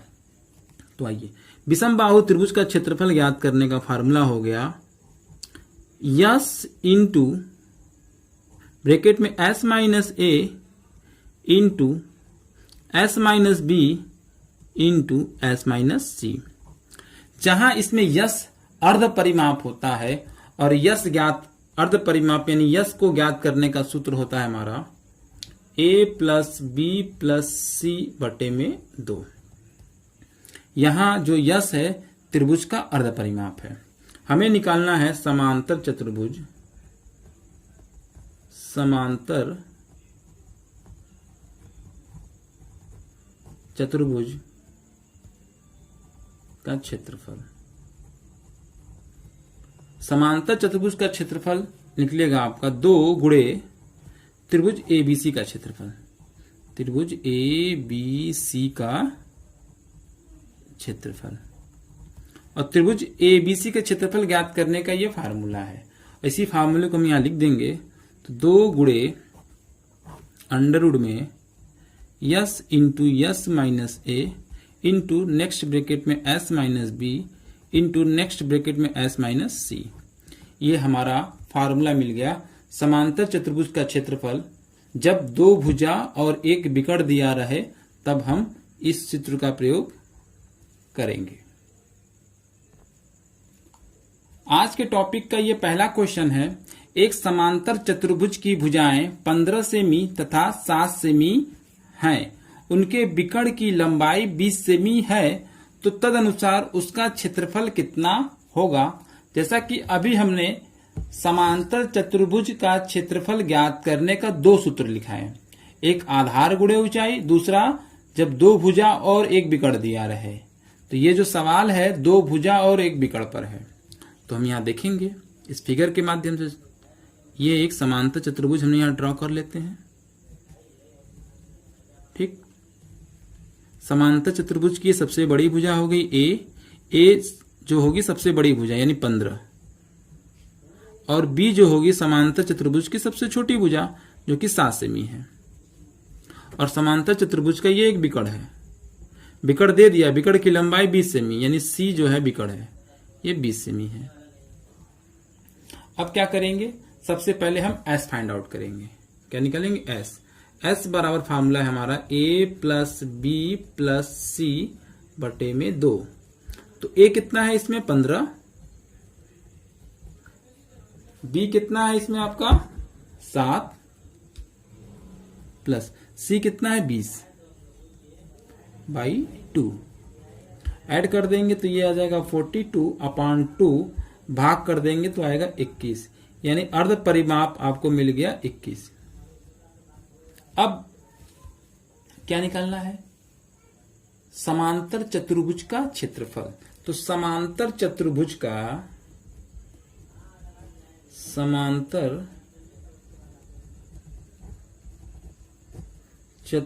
का क्षेत्रफल ज्ञात करने का जो फार्मूला हो जाएगा हमारा, जब 2 भुजा और एक विकर्ण दिया रहे तब क्या होगा, 2 इंटू अंडर रूट में यस इंटू एस माइनस ए into S minus B into S minus सी। ये हमारा फार्मूला हो जाएगा। अब हम इसमें वैल्यू पुट कर देंगे, 2 इंटू यस की वैल्यू कितनी है 21, तो यहां लिखेंगे हम 21 इंटू एस माइनस ए, एस की वैल्यू 21 और ए की वैल्यू 15। तो 21 में से 15 माइनस कर देंगे तो आएगा आपका 6, तो यहां लिखेंगे हम 6 into S minus b, s की वैल्यू 21, बी की वैल्यू 7, 21 में से 7 चला जाएगा तो आएगा आपका 14 इंटू यस माइनस सी, यस की वैल्यू 21, सी की वैल्यू 20, तो 21 में से 20 जाएगा तो आएगा आपका 1। अब हम इसका क्या कर लेंगे, फैक्टर कर लेंगे। 21 का करेंगे 7 इंटू 3, 6 का करिए 3 इंटू 2, 7 2 इंटू 7। अब इसका पेयर बना लेंगे, 3 का पेयर बना, 2 का बना और 7 का भी बना।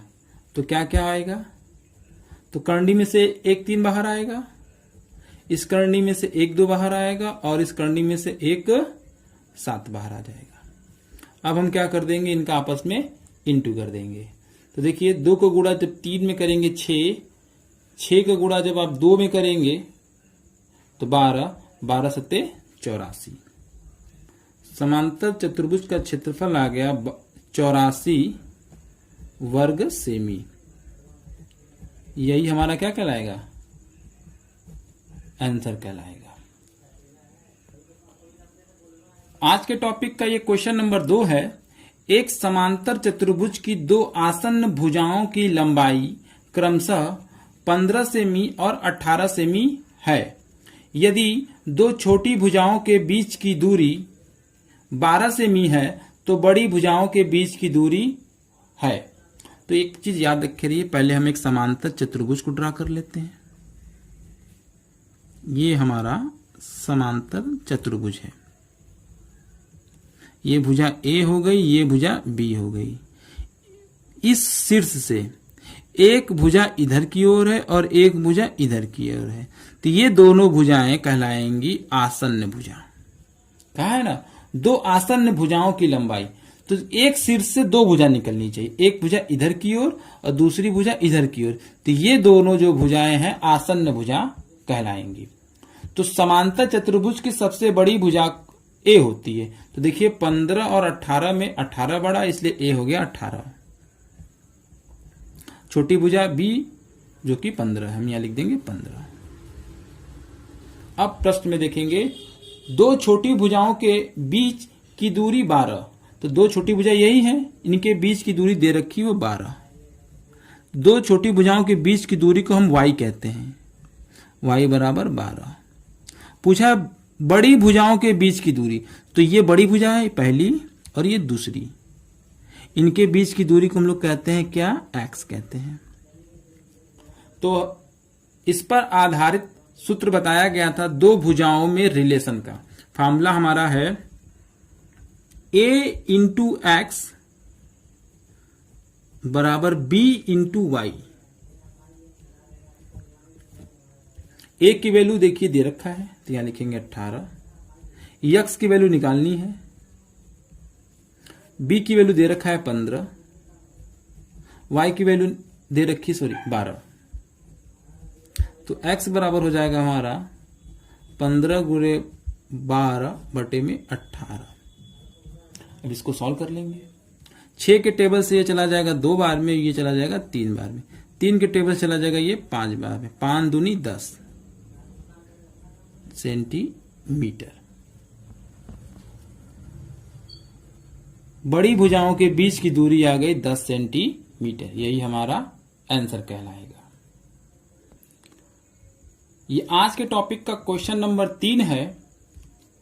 एक समांतर चतुर्भुज की भुजाओं का अनुपात 5:4 है, उसका क्षेत्रफल 1000 वर्ग इकाई है, बड़ी भुजा पर तुंगता 20 इकाई है, तो छोटी भुजा पर तुंगता है।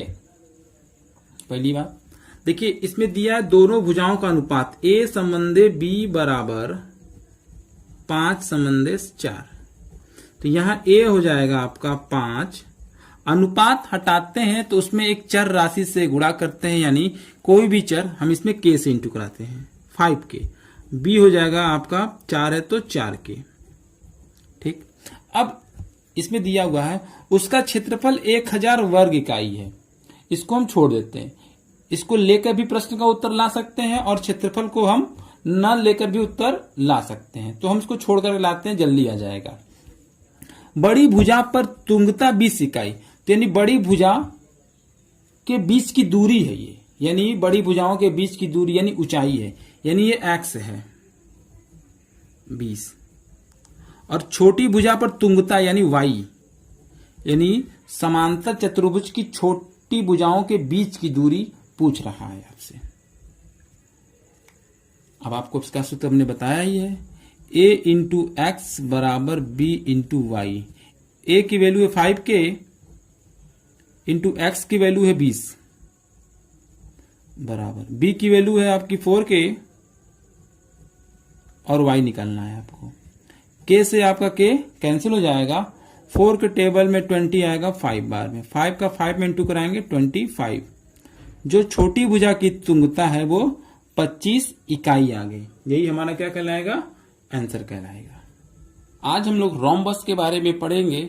समचतुर्भुज किसे कहते हैं ये देखेंगे, इससे संबंधित कौन कौन से कॉन्सेप्ट है, इस पर आधारित फार्मूला और इससे संबंधित कुछ क्वेश्चन को हम लोग लगाएंगे। आइए स्टार्ट करते हैं रोम्बस के डिफिनीशन से। वह चतुर्भुज जिसकी चारों भुजाएं सभी आपस में बराबर हों और विकर्ण एक दूसरे को समकोण पर समद्विभाजित करते हो, तो उस चतुर्भुज को समचतुर्भुज कहते हैं।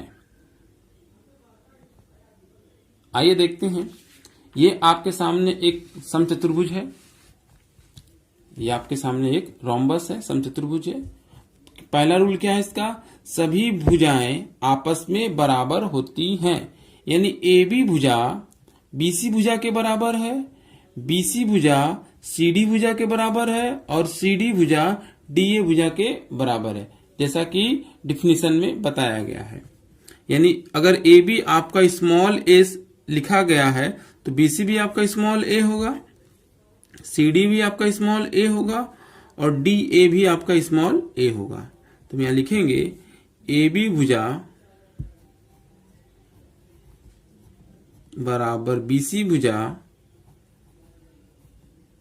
बराबर सीडी भुजा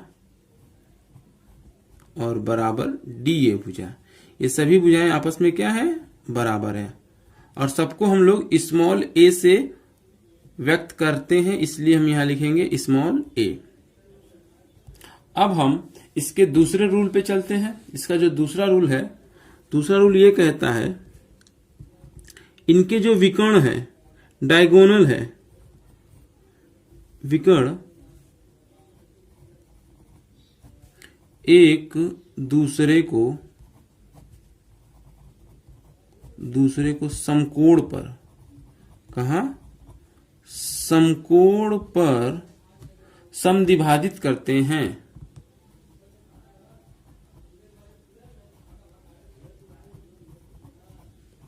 समकोण पर समद्विभाजित करते हैं। आइए इसको भी समझ लें। जैसे देखिए ये आपका रोम्बस है, समचतुर्भुज है, ठीक है। अगर ये समचतुर्भुज है तो इसके जो विकर्ण हैं वो एक दूसरे को समकोण पर समद्विभाजित करते हैं। तो पहला विकर्ण है आपका AC, तो हम पहले AC विकर्ण को मिला लें।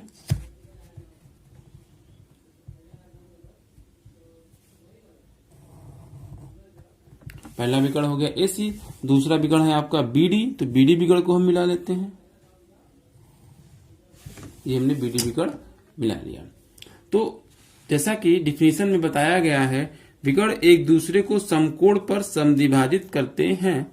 तो ये AC विकर्ण और BD विकर्ण इस बिंदु पर मिलते हैं, तो ये नीचे की ओर आपका 90 डिग्री का कोण बनेगा, ये समकोण होता है। इसके ठीक ऊपर भी यहाँ पे 90 डिग्री का कोण बनेगा और इधर भी आपका क्या बनेगा, 90 डिग्री का कोण बनेगा और इसके सामने भी आपका 90 डिग्री का कोण बनेगा। लिखा है ना, विकर्ण एक दूसरे को समकोण पर, तो ये समकोण हुआ। अब समद्विभाजित करते हैं, तो जो ये AC भुजा है, इस बिंदु O, इस पॉइंट को O मान लीजिए, O मान लीजिए, इस पॉइंट को क्या मान ले हम लोग, O मान लेते हैं। तो AO बराबर हो जाएगा OC के, यानी ये दो भागों में बढ़ जाएगा।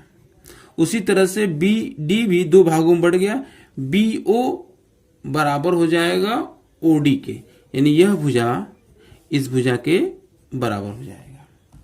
तो चलिए हम लोग इसको लिखते हैं। लिखा, विकर्ण एक दूसरे को समकोण पर समद्विभाजित करते हैं, यानी AC विकर्ण बराबर नहीं है BD विकर्ण के। ये तो कंफर्म हो गया कि दोनों विकर्ण आपस में बराबर नहीं है, छोटे बड़े हैं।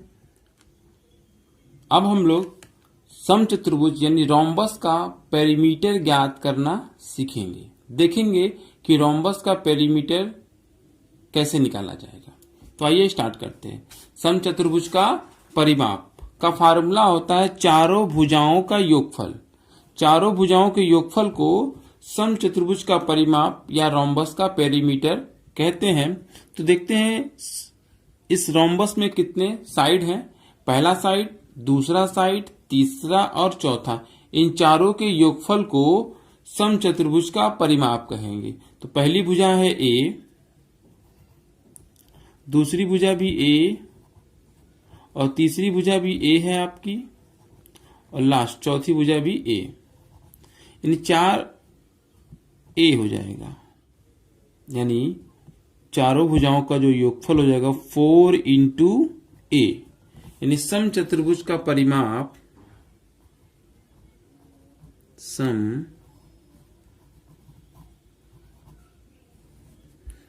चतुर्भुज का परिमाप का फार्मूला में प्राप्त हो गया 4 इंटू A।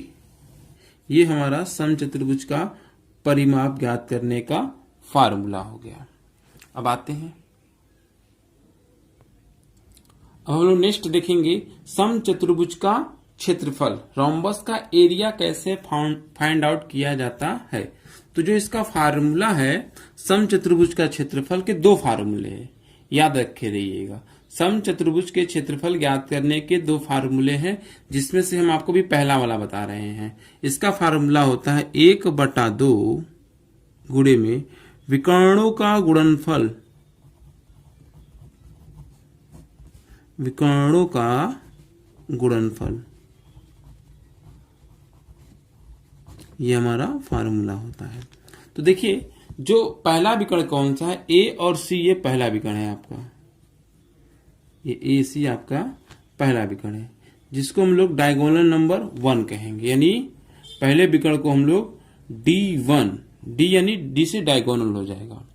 दूसरा विकर्ण क्या हो जाएगा, बी, डी को मिला लेंगे तो ये हमारा दूसरा विकर्ण हो जाएगा। तो हम बी को डी से मिला लेते हैं, तो ये हमारा हो जाएगा विकर्ण नंबर 2, इसे हम लोग कहेंगे डायगोनल नंबर 2। तो फार्मूले में हम यहाँ पुट कर देंगे समचतुर्भुज का क्षेत्रफल बराबर 1/2 इंटू पहला विकर्ण गुणे में दूसरा विकर्ण, यही हमारा क्या हो जाएगा, फार्मूला हो जाएगा समचतुर्भुज का क्षेत्रफल। अब इसके बाद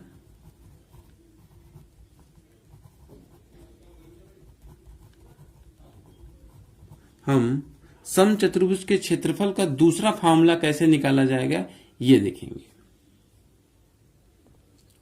दूसरा फार्मूला है हमारा, देखिए ये एक रोम्बस है जिसका ये आधार हो गया, आधार के सामने वाली भुजा और आधार के बीच की दूरी को ही हम लोग क्या कहते हैं, ऊंचाई कहते हैं।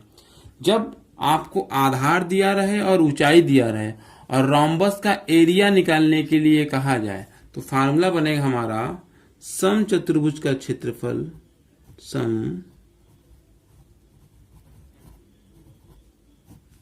चतुर्भुज का क्षेत्रफल बराबर आधार गुणे ऊंचाई, ये हमारा फार्मूला नंबर 2 है। जब आपको आधार और ऊंचाई दिया रहेगा तब आप समचतुर्भुज के क्षेत्रफल के इसी सूत्र का प्रयोग करेंगे। और एक चीज याद रखे रहिए, यहाँ आधार स्मॉल ए है, यानी ये जो भुजा है वही आपकी आधार हो जाएगी, और ऊंचाई आपको यहाँ पे हमने स्मॉल h से लिखा है तो ये h हो जाएगा।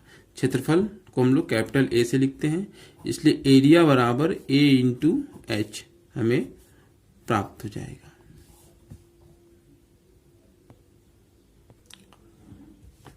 नेक्स्ट देखते हैं, ये आपका एक रोम्बस है जिसकी 4 साइड है, पहली साइड ए बी, दूसरी बी सी, तीसरी सी डी और लास्ट है ए डी।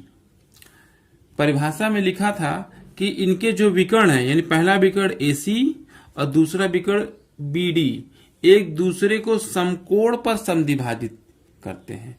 यानी ए सी 2 भागों में बढ़ गया, ए सी आपके 2 भागों में बढ़ गया। पहला भाग हो गया एओ बराबर ओ सी, यानी एओ किसके बराबर हो जाएगा, ओसी के।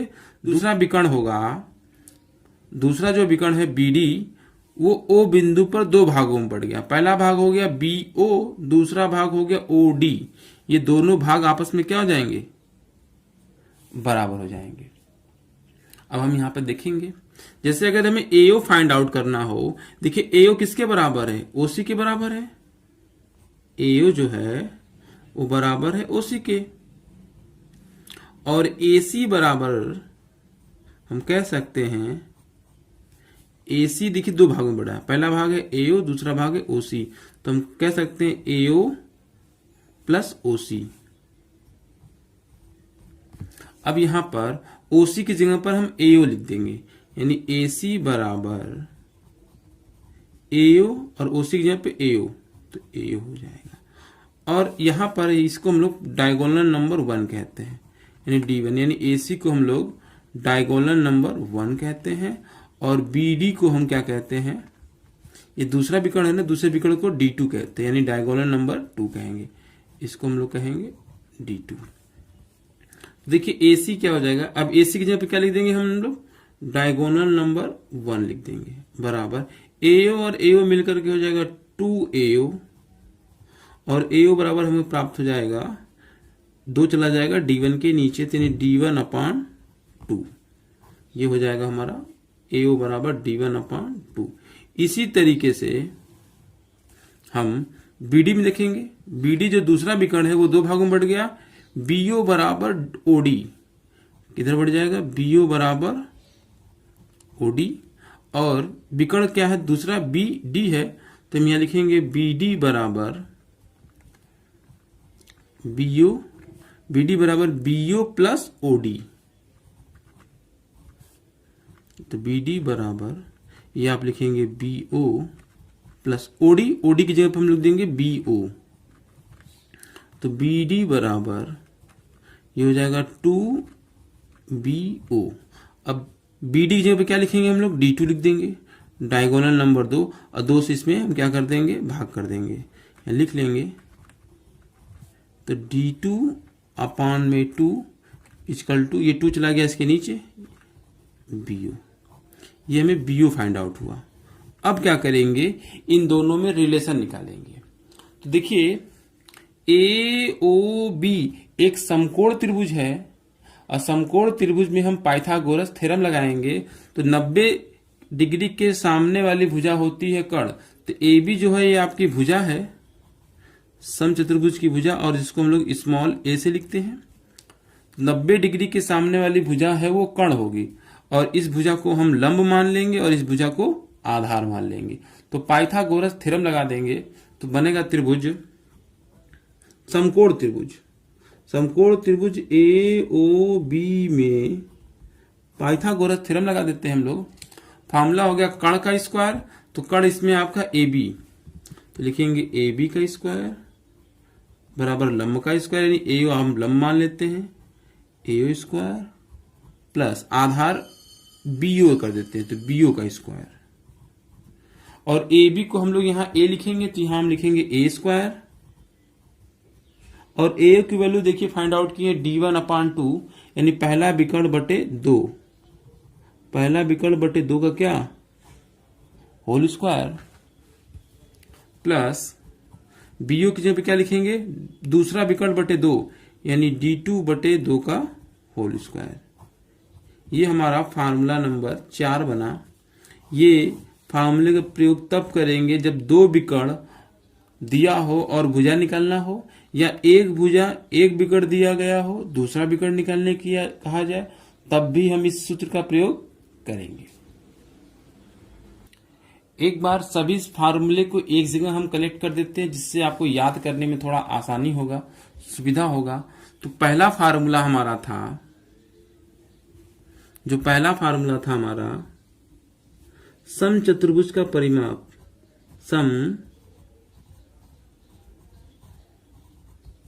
चतुर्भुज का परिमाप,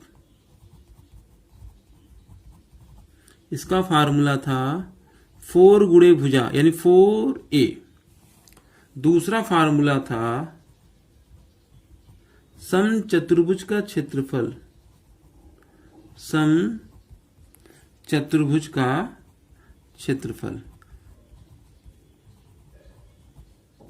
इसका फार्मूला था हमारा 1/2 इंटू पहला विकर्ण गुणे दूसरा विकर्ण। तीसरा फार्मूला था समचतुर्भुज का क्षेत्रफल। समचतुर्भुज के क्षेत्रफल के 2 फार्मूले हमने बताए थे। समचतुर्भुज का क्षेत्रफल फार्मूला था आधार गुणे ऊंचाई, आधार इसमें a हो जाएगा, ऊंचाई इसमें h हो जाएगा। लास्ट 4 फार्मूला था, देखिए ये हम जो भी प्रूव किए हैं, ये 2 विकर्ण और एक भुजा में रिलेशन था, यानी भुजा का स्क्वायर बराबर पहला विकर्ण बटे में 2 होल स्क्वायर प्लस दूसरा विकर्ण बटे में 2 का होल स्क्वायर। ये हमारा फार्मूला नंबर 4 हो जाएगा। इस फार्मूले का प्रयोग तब करिएगा जब आपको 2 विकर्ण दिया हो और भुजा निकालने को कहा जाए, या भुजा और पहला विकर्ण दिया रहे, दूसरा विकर्ण पूछे, तब इसका हम प्रयोग करेंगे। इन्हीं फार्मूले को लेकर के हम आगे इस पर आधारित प्रश्न को लगाएंगे। यदि आपको यह हमारा वीडियो पसंद आए तो इसे लाइक करें, सब्सक्राइब करें और ज़्यादा से ज़्यादा शेयर करें। ये आज के टॉपिक का पहला क्वेश्चन है। एक समचतुर्भुज का क्षेत्रफल 150 वर्ग सेंटीमीटर है, उसके एक विकर्ण की लंबाई 10 सेंटीमीटर है, तो दूसरे विकर्ण की लंबाई क्या है? तो इस क्वेश्चन में क्षेत्रफल दिया है, एक विकर्ण दिया है, दूसरा विकर्ण पूछ रहा है। तो समचतुर्भुज का क्षेत्रफल का फार्मूला जो होता है हमारा, क्षेत्रफल बराबर 1/2 पहला विकर्ण गुणे दूसरा विकर्ण। इसी सूत्र का प्रयोग हम करेंगे।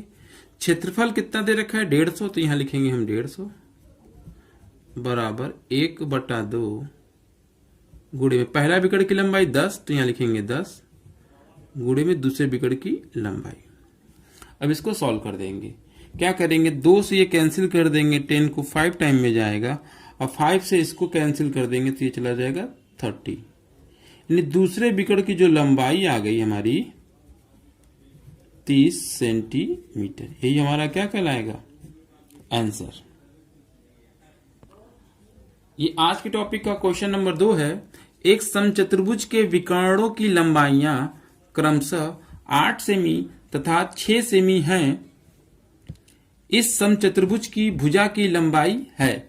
हमने फार्मूला बताया है, जब समचतुर्भुज की 2 विकर्ण दिया रहे और भुजा की लंबाई पूछे तो यहां पे हम सूत्र प्रयोग करेंगे। a² = पहला विकर्ण बटे 2 का होल स्क्वायर प्लस दूसरा विकर्ण बटे में 2 का होल स्क्वायर।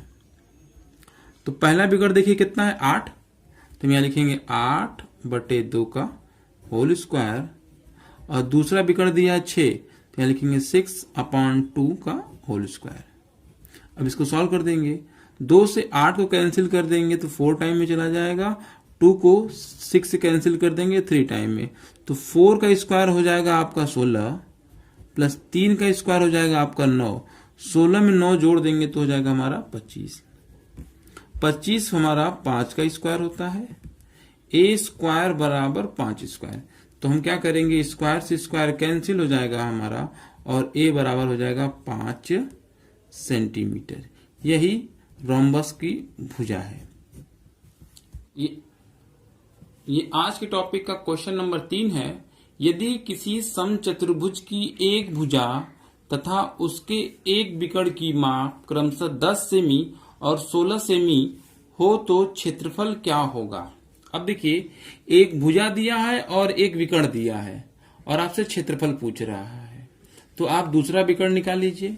तो दूसरा विकर्ण ज्ञात करने का फार्मूला है a² बराबर पहला विकर्ण बटे में 2 का होल स्क्वायर प्लस दूसरा विकर्ण बटे में 2 का होल स्क्वायर। देखिए, भुजा दे रखा है 10, ये भुजा 10 है, 10 का स्क्वायर कर देंगे तो हो जाएगा आपका 100 बराबर पहला विकर्ण दिया है 16, पहला विकर्ण बटे में 2, तो 2 का भाग जब आप 16 में करेंगे 8 आएगा, और 8 का वर्ग हो जाएगा आपका 64 प्लस d2/2 का होल स्क्वायर। 100 में से जब 64 को माइनस कर देंगे तो आ जाएगा आपका 36। ये हो जाएगा आपका d2/2 का होल स्क्वायर। अब इसके बाद क्या करेंगे?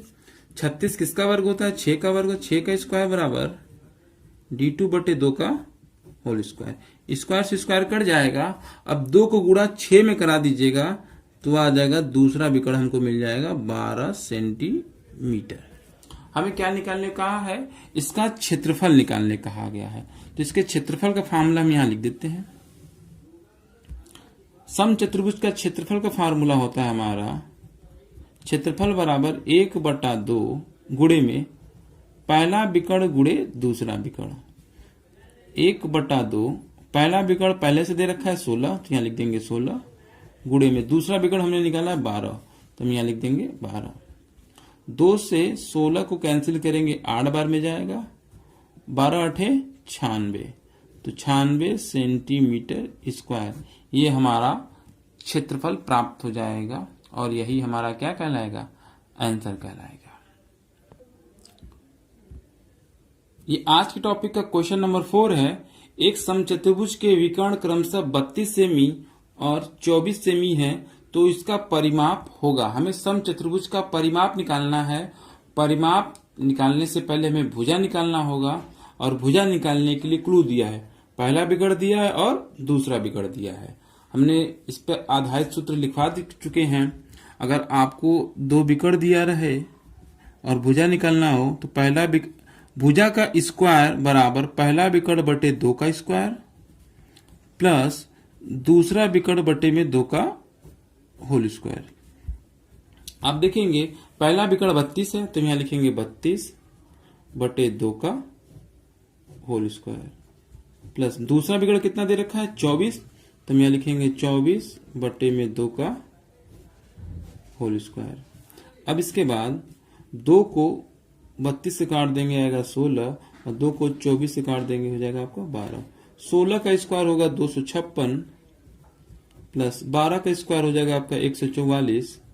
जब 256 में 144 ऐड करेंगे तो हो जाएगा हमारा 400। 400 स्क्वायर होता है 20 का स्क्वायर होता है। ए स्क्वायर बराबर 20 स्क्वायर, स्क्वायर स्क्वायर कैंसिल हो जाएगा और हमें भुजा मिल जाएगा 20 सेंटीमीटर। हमें इसका परिमाप निकालना है, तो समचतुर्भुज का परिमाप होता है, परिमाप बराबर होता है हमारा 4 इंटू 8, तो 4 हो गया, और भुजा हम निकाले हैं 20, तो 4 का गुणा 20 में करेंगे तो आ जाएगा हमारा 80 सेंटीमीटर। यही हमारा क्या कहलाएगा आंसर। ये आज के टॉपिक का क्वेश्चन नंबर 5 है। एक समचतुर्भुज की भुजा 10 सेमी और उसकी ऊंचाई 9.6 सेमी हो तो समचतुर्भुज का क्षेत्रफल क्या होगा। हमने समचतुर्भुज का क्षेत्रफल ज्ञात करने का 2 सूत्र बताया था। पहला सूत्र था 1/2 पहला विकर्ण गुणे दूसरा विकर्ण, और दूसरा समचतुर्भुज का क्षेत्रफल ज्ञात करने का फार्मूला था आधार गुणे ऊंचाई। आधार गुणे ऊंचाई, जो इसमें आधार था वही आपकी भुजा थी, भुजा इंटू हाइट। और देखेंगे इसमें भुजा दे रखा है 10 सेमी, तो यहां लिखेंगे 10, और इसकी हाइट दी है यानी ऊंचाई दिया है 9.6, तो यहां लिखेंगे 9.6। जब हम इसमें इंटू कर देंगे तो आएगा 96.0 वर्ग सेमी। यही हमारा क्या कहलाएगा आंसर। आइए स्टार्ट करते हैं हम लोग समलंब चतुर्भुज। वह चतुर्भुज जिसकी 2 भुजाएं समांतर हों तथा अन्य 2 भुजाएं समांतर न हो तो वह चतुर्भुज समलंब चतुर्भुज कहलाता है। आइए इसको हम लोग फिगर के माध्यम से समझते हैं। आपके सामने ये एक चतुर्भुज है जो कि समलंब चतुर्भुज है। AB भुजा CD भुजा के क्या है समांतर है, और देखिए ये 2 भुजाएं अन्य 2 भुजाएं समांतर नहीं होती। परिभाषा में बोला है 2 भुजाएं समांतर हो यानी CD भुजा AB भुजा के समांतर है और अन्य 2 भुजाएं समांतर न हो, तो यानी AD भुजा और CB भुजा ये दोनों भुजाएं समांतर नहीं है। तो हमने क्या किया, AB भुजा को स्मॉल a से और CD भुजा को स्मॉल b से लिखा। अब हम समलंब चतुर्भुज का क्षेत्रफल देखेंगे, इससे संबंधित फार्मूला, जो कि फार्मूले को पहले से हमने लिख रखा है। ये देखिए समलंब चतुर्भुज का क्षेत्रफल बराबर 1/2 समांतर भुजाओं का योग गुणे ऊंचाई। ऊंचाई को हम लोग कहते हैं 2 समांतर रेखाओं के बीच की दूरी। अब हम लोग लिखेंगे 1/2 गुणे में समांतर भुजाओं का योग। तो देखिए पहली समांतर भुजा A है जो कि समलंब चतुर्भुज की सबसे बड़ी भुजा है, जो कि समलंब चतुर्भुज की सबसे बड़ी भुजा है वो A होगी, प्लस समांतर भुजाओं का योग। दूसरी भुजा CD भुजा है, इसे हम लोग स्मॉल b से लिखे हैं, तो यहां लिखेंगे b इंटू ऊंचाई। ऊंचाई यानी 2 समांतर रेखाओं के बीच की दूरी को कहते हैं, ये ऊंचाई हो जाएगी। ये हमारा हो जाएगा समलंब चतुर्भुज का क्षेत्रफल यानी एरिया। ये हमारा पहला फार्मूला हो जाएगा। इसमें सिर्फ हम लोग दो फार्मूले देखेंगे। पहला फार्मूला समलंब चतुर्भुज का क्षेत्रफल और दूसरा होगा समलंब चतुर्भुज का परिमाप।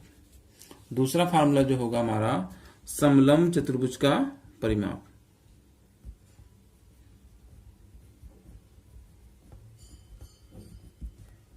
समलंब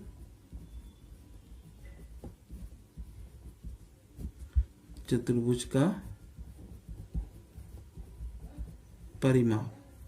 देखिए समलंब चतुर्भुज का परिमाप का फार्मूला होगा चारों भुजाओं का योग। चारों भुजाओं का योग, ये दो फार्मूले हैं। तो इसमें सबसे पहली भुजा कौन सी है हमारी? सबसे पहली भुजा है आपकी ए बी, तो लिखेंगे ए बी प्लस दूसरी भुजा है आपकी बी सी, तो हम यहां लिखेंगे बी सी प्लस तीसरी भुजा है आपकी सी डी, तो हम यहां लिखेंगे सी डी प्लस चौथी भुजा है आपकी डी ए, तो हम यहां लिख देंगे डी ए। ये हमारा फार्मूला हो गया समलंब चतुर्भुज का परिमाप का। अब हम लोग इससे संबंधित सवाल लगाएंगे। आज के टॉपिक का ये पहला क्वेश्चन है, एक समलंब चतुर्भुज की दो समांतर भुजाओं की लंबाई क्रमशः 16 मीटर और 20 मीटर है। यदि ऊंचाई 10 मीटर है तो वर्ग मीटर में उसका क्षेत्रफल ज्ञात कीजिए। यानी हमसे समलंब चतुर्भुज का क्षेत्रफल पूछा है, तो समलंब चतुर्भुज का जो क्षेत्रफल का फार्मूला है अभी हमने बताया 1/2 समांतर भुजाओं का योग गुणे उनके बीच की दूरी या ऊंचाई। तो ध्यान रखे रहिएगा 1/2 जो समांतर भुजाओं का योग में ए सबसे बड़ी भुजा होती है। तो हम देखेंगे एक समलंब चतुर्भुज की दो समांतर भुजाओं की लंबाई क्रमशः 16 मीटर और 20 मीटर है, तो इसमें 20 जो है वो ए होगी, तो हम यहां लिख देंगे ए की जगह पे 20 प्लस, और बी जो है समलंब चतुर्भुज की छोटी भुजा यानी 16, तो यहां लिख देंगे हम 16 गुणे ऊंचाई कितनी दे रखी है 10 मीटर, तो यहां हाइट की जगह पे हम लोग 10 मीटर रख देंगे, तो यहां लिख देंगे 10। अब इसको सॉल्व कर देंगे, 2 से इसको कैंसिल कर देंगे, 5 टाइम में चला जाएगा। तो 20 में अगर हम 16 जोड़ दें तो हो जाएगा हमारा क्या 36 गुणे में ये 5। अब हम इसका क्या कर देंगे इंटू करा देंगे, 5 गुणा 6 बार कराएंगे तो 30, 5 3 15 और 3 18, यानी समलंब चतुर्भुज का क्षेत्रफल 180 वर्ग मीटर है। यही हमारा क्या कहलाएगा आंसर कहलाएगा। ये आज के टॉपिक का क्वेश्चन नंबर 2 है, एक समलंब चतुर्भुज की दो समांतर भुजाओं की लंबाई क्रमशः 6 सेंटीमीटर और 8 सेंटीमीटर है। यदि समलंब की ऊंचाई 4 सेंटीमीटर है तो उसका क्षेत्रफल कितना होगा। ये पहले वाले सवाल पर ही आधारित है। इसमें समलंब चतुर्भुज की दो समांतर भुजाओं की लंबाई दे दी है और उनके बीच की दूरी या ऊंचाई दे दिया है, और आपसे समलंब चतुर्भुज का क्षेत्रफल ज्ञात करने के लिए कहा है। तो क्षेत्रफल ज्ञात करने का फार्मूला बराबर 1/2 इंटू समांतर भुजाओं का योग गुणे उनके बीच की दूरी या ऊंचाई। तो हम लिखेंगे 1/2 समलंब चतुर्भुज में सबसे बड़ी भुजा को ए कहते हैं, तो देखिए 6 और 8 सेंटीमीटर, यानी 8 यहां पर ए है, ए की वैल्यू हम यहां लिख देंगे 8 प्लस बी की वैल्यू कितनी दे रखी 6, क्योंकि देंगे हम 6 गुणे में हाइट समलंब चतुर्भुज की ऊंचाई दे रखी है 4 सेंटीमीटर, तो हम यहां लिख देंगे 4। 2 से ये 4 को कैंसिल करेंगे 2 बार में चला जाएगा, 8 में 6 ऐड कर देंगे तो हो जाएगा हमारा 14 गुणे में 2, 14 को गुणा 2 में कराएंगे तो आएगा हमारा 28 वर्ग सेमी। यही हमारा आंसर कहलाएगा।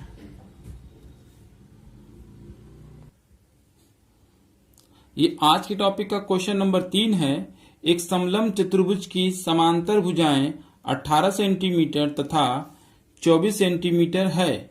यदि इनके क्षेत्रफल 210 वर्ग सेमी हो तो उसके समांतर भुजाओं की लंबवत दूरी क्या है? यानी समांतर भुजाओं के बीच की दूरी या ऊंचाई ज्ञात करने के लिए कहा है। क्या दिया है? समांतर भुजाओं की लंबाई दे रखा है और क्षेत्रफल दे रखा है। तो हम यहां लिखेंगे समलंब चतुर्भुज का क्षेत्रफल बराबर 1/2 समांतर भुजाओं का योग गुणे उनके बीच की दूरी बराबर। देखिए समलंब चतुर्भुज का क्षेत्रफल कितना दे रखा है? 210। तो हम यहां लिखेंगे 210। यहां लिखेंगे 1/2 a प्लस बी। ए समलंब चतुर्भुज की सबसे बड़ी भुजा, तो 18 और 24 में 24 सबसे बड़ी भुजा है, तो यहां लिखेंगे 24 प्लस बी सबसे छोटी भुजा जो कि है 18, तो यहां लिख देंगे 18 गुणे में हाइट बराबर 210। 1/2 गुणे में 24 में हम 18 ऐड कर देंगे तो हो जाएगा हमारा 42 इंटू हाइट बराबर 210। 2 से कैंसिल करेंगे 42 को, 21 टाइम में जाएगा, 21 से इसको कैंसिल करेंगे 10 टाइम में चला जाएगा। यानी h बराबर आ गया आपका 10 सेंटीमीटर। यही समलंब चतुर्भुज की ऊंचाई या समानांतर भुजाओं की लंबवत दूरी है। ये आज के टॉपिक का क्वेश्चन नंबर 4 है। एक समलंब आकार के एक क्षेत्र का क्षेत्रफल 1440 वर्ग मीटर है। समांतर भुजाओं के बीच की लंबवत दूरी 24 मीटर है। यदि समांतर भुजाओं का अनुपात 5:3 हो तो बड़ी समांतर भुजा की लंबाई होगी। तो याद रखे रहिए, यहां पर समलंब चतुर्भुज का क्षेत्रफल दिया है, ऊंचाई दे रखी है, दोनों भुजाओं में रिलेशन दे रखा है और सबसे बड़ी भुजा फाइंड आउट करने के लिए आपसे कह रहा है। तो यहां लिखेंगे a संबंधे b बराबर, देखिए समांतर भुजाओं का अनुपात है 5:3, तो यहां लिखेंगे हम 5:3। तो a हो जाएगा हमारा 5 है तो 5x लिखेंगे और b हमारा हो जाएगा 3 है तो 3x लिखेंगे, क्योंकि जब भी अनुपात को हटाते हैं तो इन दोनों में एक चर राशि से गुणा करते हैं। अब हमें क्या ज्ञात करना है? बड़ी भुजा की लंबाई। तो हम करते हैं समलंब चतुर्भुज के क्षेत्रफल का फार्मूला लिखते हैं। तो यहां हम लिखेंगे समलंब चतुर्भुज का क्षेत्रफल बराबर 1/2 समांतर भुजाओं का योग गुणे उनके बीच की दूरी।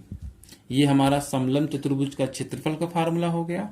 अब हम यहां देखेंगे कि समलंब चतुर्भुज का क्षेत्रफल कितना है? 1440। तो यहां लिख देंगे हम 1440 1/2 इंटू समांतर भुजाओं का योग यानी a प्लस बी। तो देखिए a की वैल्यू है 5x, b की वैल्यू है 3x। अगर हम a और b को जोड़ दें तो हो जाएगा 5x प्लस 3x यानी 8x। तो यहां लिखेंगे हम 8x इंटू हाइट कितनी दे रखी है? लंबवत दूरी ही ऊंचाई होती है और जो कि 24 दे रखा है, यहां लिख देंगे हम 24 बराबर 1440। ये हो जाएगा हमारा। अब क्या करेंगे? इसको सॉल्व करेंगे। 2 से इसको कैंसिल करेंगे तो ये चला जाएगा आपका 4 बार में। अब x बराबर हमें मिल जाएगा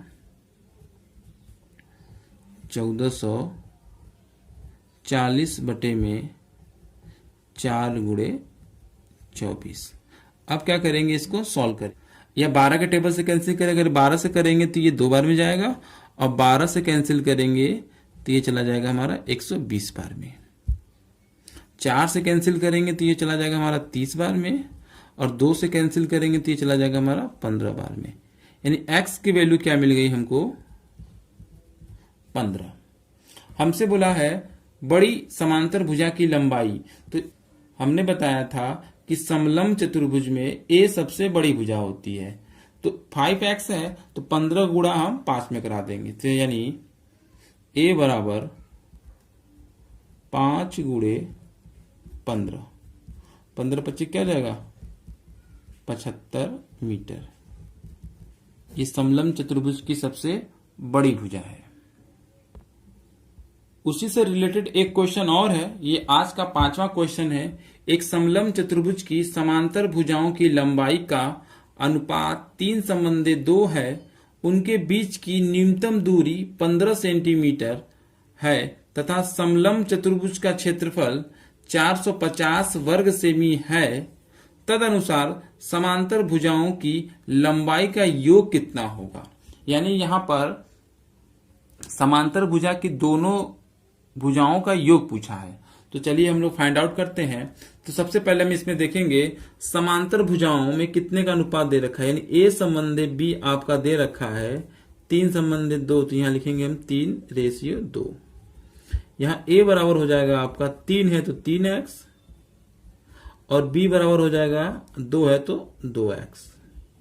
अब हम यहाँ पे समलंब चतुर्भुज के क्षेत्रफल के फार्मूले का प्रयोग करेंगे। समलंब चतुर्भुज का क्षेत्रफल बराबर फार्मूला होता है हमारा 1/2 इंटू समांतर भुजाओं का योग गुणे उनके बीच की दूरी या ऊंचाई। देखिए समलंब चतुर्भुज का क्षेत्रफल 450 दे रखा है, तो इसके बराबर हम लिख देंगे 450। 1/2 इंटू ए प्लस बी है, तो ए की वैल्यू 3x, बी की वैल्यू 2x। अगर हम ए बी को ऐड कर दे तो हो जाएगा हमारा 3 2 5x। तो यहां लिखेंगे हम 5x इंटू ऊंचाई देखिए कितनी दे रखी है, न्यूनतम दूरी 15, तो यहां लिख देंगे हम 15 बराबर 450। अब इसको क्या करेंगे, हम सॉल्व करेंगे। अब हम देखेंगे 15 से इसको हम कैंसिल कर दें तो ये चला जाएगा हमारा 30 बार में, और 5 से इसको कैंसिल कर दें तो ये हमारा चला जाएगा 6 बार में, और 2 को गुणा अगर हम 6 में कराएंगे तो x बराबर मिल जाएगा हमको 12। हमसे क्या बोला है, समांतर भुजाओं की लंबाई का योग, यानी a प्लस बी हमसे पूछा है। तो a plus b equal to, देखिए कितनी है, a है हमारा 3x प्लस b है हमारा 2x, तो यहां लिखेंगे 2x। इनको जोड़ लेंगे तो हो जाएगा हमारा 5x। 5 गुणे में और x की वैल्यू 12, तो यहां लिख देंगे हम 12। समानांतर भुजाओं का योग हो जाएगा 12 पंजे 60 सेंटीमीटर। यही हमारा क्या कहलाएगा, आंसर कहलाएगा। ये आज के टॉपिक का क्वेश्चन नंबर 6 है। एक समलंब की दो समांतर भुजाओं की लंबाई 28 सेंटीमीटर और 40 सेंटीमीटर है। यदि इसकी अन्य दो भुजाओं की लंबाई प्रति 12 सेंटीमीटर हो तो समलंब का क्षेत्रफल क्या होगा। तो देखिए इसको कैसे निकालते हैं। हम सबसे पहले एक समलंब चतुर्भुज बनाते हैं, देखते हैं। तो यहां पर हम एक समलंब चतुर्भुज को ड्रॉ कर देंगे। यहां पर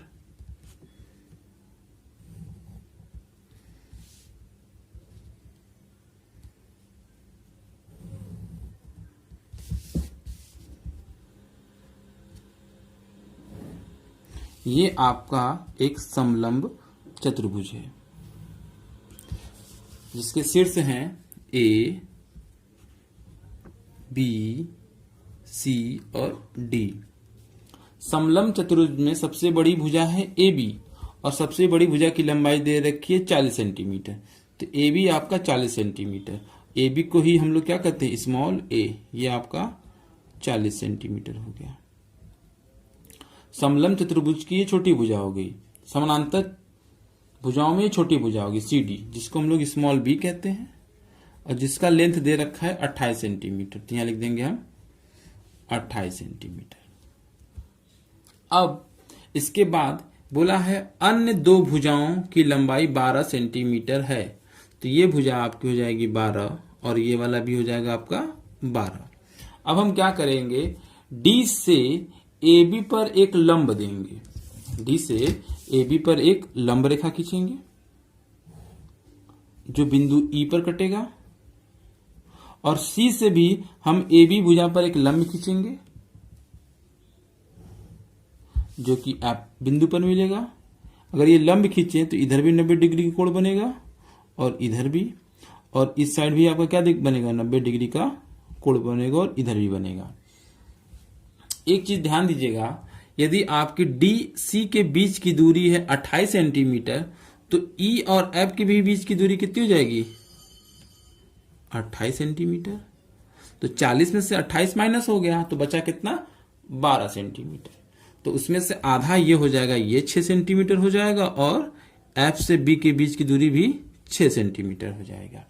अब हम नोटिस करेंगे कि एक समकोण त्रिभुज बना AED, एक समकोण त्रिभुज बना, कौन सा, समकोण त्रिभुज AED में। यदि समकोण त्रिभुज है तो इसमें हम लोग पाइथागोरस थ्योरम का यूज करेंगे। उसका सूत्र होता है कर्ण का स्क्वायर बराबर, यानी कर्ण का स्क्वायर बराबर लंब का स्क्वायर प्लस आधार का स्क्वायर। तो 90 डिग्री के सामने वाली भुजा कर्ण होती है, कर्ण यहां 12 है, 12 का वर्ग करेंगे तो 144 हो जाएगा। लंब, तो ये डी और ई के बीच की दूरी को लंब कहा गया है, वो समलंब चतुर्भुज की हाइट होगी, तो यहां लिखेंगे h स्क्वायर प्लस।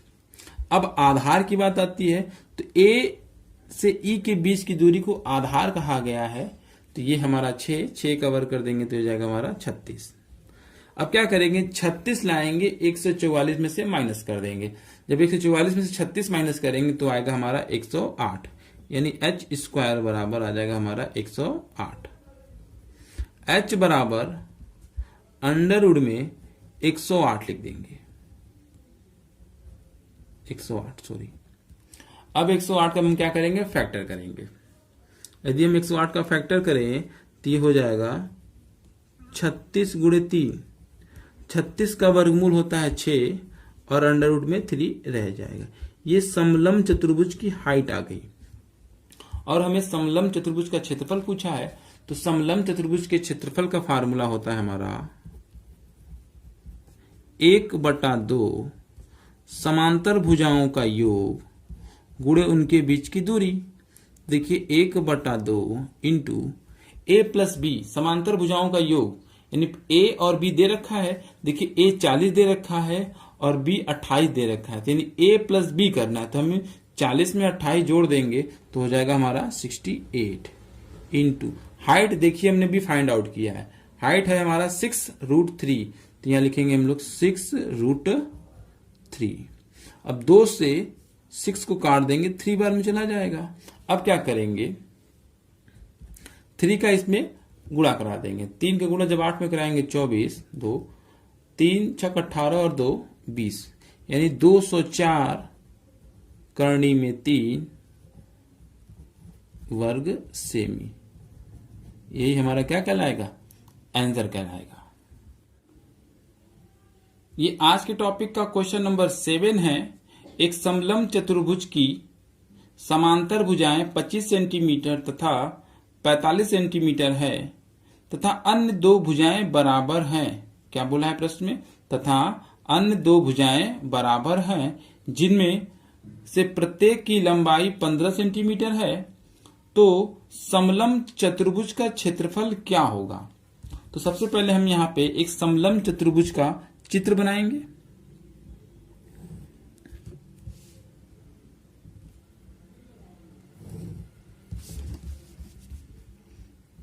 ये चित्र हमारा बन के तैयार हो गया। ए बी समलंब चतुर्भुज की सबसे बड़ी भुजा जिसकी लंबाई है 45 सेंटीमीटर, तो ए बराबर 45। समलंब चतुर्भुज में 2 भुजाएं समांतर होती हैं। समांतर में सबसे बड़ी भुजा 45 और समांतर की सबसे छोटी भुजा बी होती है जो कि 25 सेंटीमीटर दे रखा है। अब हम इसके बाद क्या करेंगे, बिंदु या शीर्ष डी से ए बी भुजा पे लंब डाल देंगे, तो ये हमारा हो जाएगा, लंब डालते हैं जो बिंदु ई पर मिलेगा। इसी तरीके से शीर्ष सी से ए बी भुजा पर यदि आप लंब डालते हैं तो जो बिंदु एफ पर मिलेगा। प्रश्न में बोला था अन्य 2 भुजाएं बराबर हैं, तो ये 2 भुजाएं यानी ए डी भुजा सी बी भुजा के बराबर है और जिनका लेंथ दे रखा है 15। देखिए 15 दे रखा है ना, तो ये 15 हो गया। अब क्या करेंगे, जब डी से ए बी पर आपने लंब डाला तो इधर जो आपका 90 डिग्री का कोण बनेगा। अब देखेंगे ए बी पूरा कितना है 45 और डीसी आपका है 25। यदि डीसी की लेंथ 25 सेंटीमीटर है, इसी तरीके से ई से एफ की भी लेंथ हो जाएगी आपकी 25 सेंटीमीटर। तो 45 में से 25 माइनस कर देंगे तो आएगा 20 सेंटीमीटर। तो 20 सेंटीमीटर आया तो 20 का आप आधा करेंगे 10, तो ए से ई के बीच की दूरी 10 हो जाएगी। इसी तरीके से एफ से बी के बीच की दूरी भी 10 हो जाएगी। अब हम क्या करेंगे, डीई फाइंड आउट करेंगे। डीई समलंब चतुर्भुज की हाइट होती है। तो देखेंगे यहां पर एक समकोण त्रिभुज बना ए ई डी, समकोण त्रिभुज ए ई डी में, समकोण त्रिभुज में एक फार्मूला बनता है पाइथागोरस थ्योरम का। उसका सूत्र होता है कर्ण का स्क्वायर। 90 डिग्री के सामने वाली भुजा कर्ण होती है, तो कर्ण हमारा इसमें है 15, या कह सकते हैं एडी। तो हम यहां लिखेंगे एडी स्क्वायर बराबर लंब का स्क्वायर, लंब है आपका डीई, तो यहां लिखेंगे डीई स्क्वायर प्लस आधार है आपका एई, तो हम यहां लिखेंगे एई स्क्वायर। एडी की वैल्यू दे रखी है कितना 15, 15 का वर्ग हो गया 225 बराबर डीई की वैल्यू क्या है, डीई की वैल्यू एच है स्मॉल, यानी स्मॉल एच का वर्ग प्लस एई के बीच की दूरी कितनी है 10, 10 का वर्ग कर देंगे तो यहां अब 100 को लाएंगे 225 में से माइनस कर देंगे तो एच स्क्वायर बराबर हो जाएगा हमारा क्या, 225 में से 100 चला जाएगा तो 125 और एच बराबर अंडर रूट में 125 का हम गुणनखंड कर देंगे 5 गुणे 5 गुणे 5, 5 का जोड़ा बनेगा तो करनी में से एक 5 बाहर आ जाएगा और एक 5 रह जाएगा। ये हमारा हो गया समलंब चतुर्भुज की हाइट। प्रश्न में आपसे बोला था समलंब चतुर्भुज का क्षेत्रफल, तो हम यहाँ पे समलंब चतुर्भुज के क्षेत्रफल का फार्मूला लिखेंगे। समलंब चतुर्भुज का क्षेत्रफल बराबर 1/2 समांतर भुजाओं का योग गुणे उनके बीच की दूरी या हाइट। तो यहां लिखेंगे बराबर 1/2 ए प्लस बी। देखिए ए की वैल्यू है 45 और बी की, तो ए और बी जोड़ देंगे तो 45 में अगर हम 25 जोड़ दें तो हो जाएगा हमारा 70 गुणे में। और हाइट की वैल्यू देखिए कितना निकाले हम लोग 5√5, यहां लिखेंगे हम लोग 5√5। अब क्या करेंगे 2 से 70 को कैंसिल करेंगे तो 35 बार में चला जाएगा, 5 गुणा 35 में करेंगे तो आएगा हमारा 175 करनी में 5 वर्ग सेमी। यही हमारा क्या कहलाएगा समलंब चतुर्भुज का क्षेत्रफल। यदि आपको यह हमारा वीडियो पसंद आया हो तो इसे लाइक करें, सब्सक्राइब करें और ज्यादा से ज्यादा शेयर करें।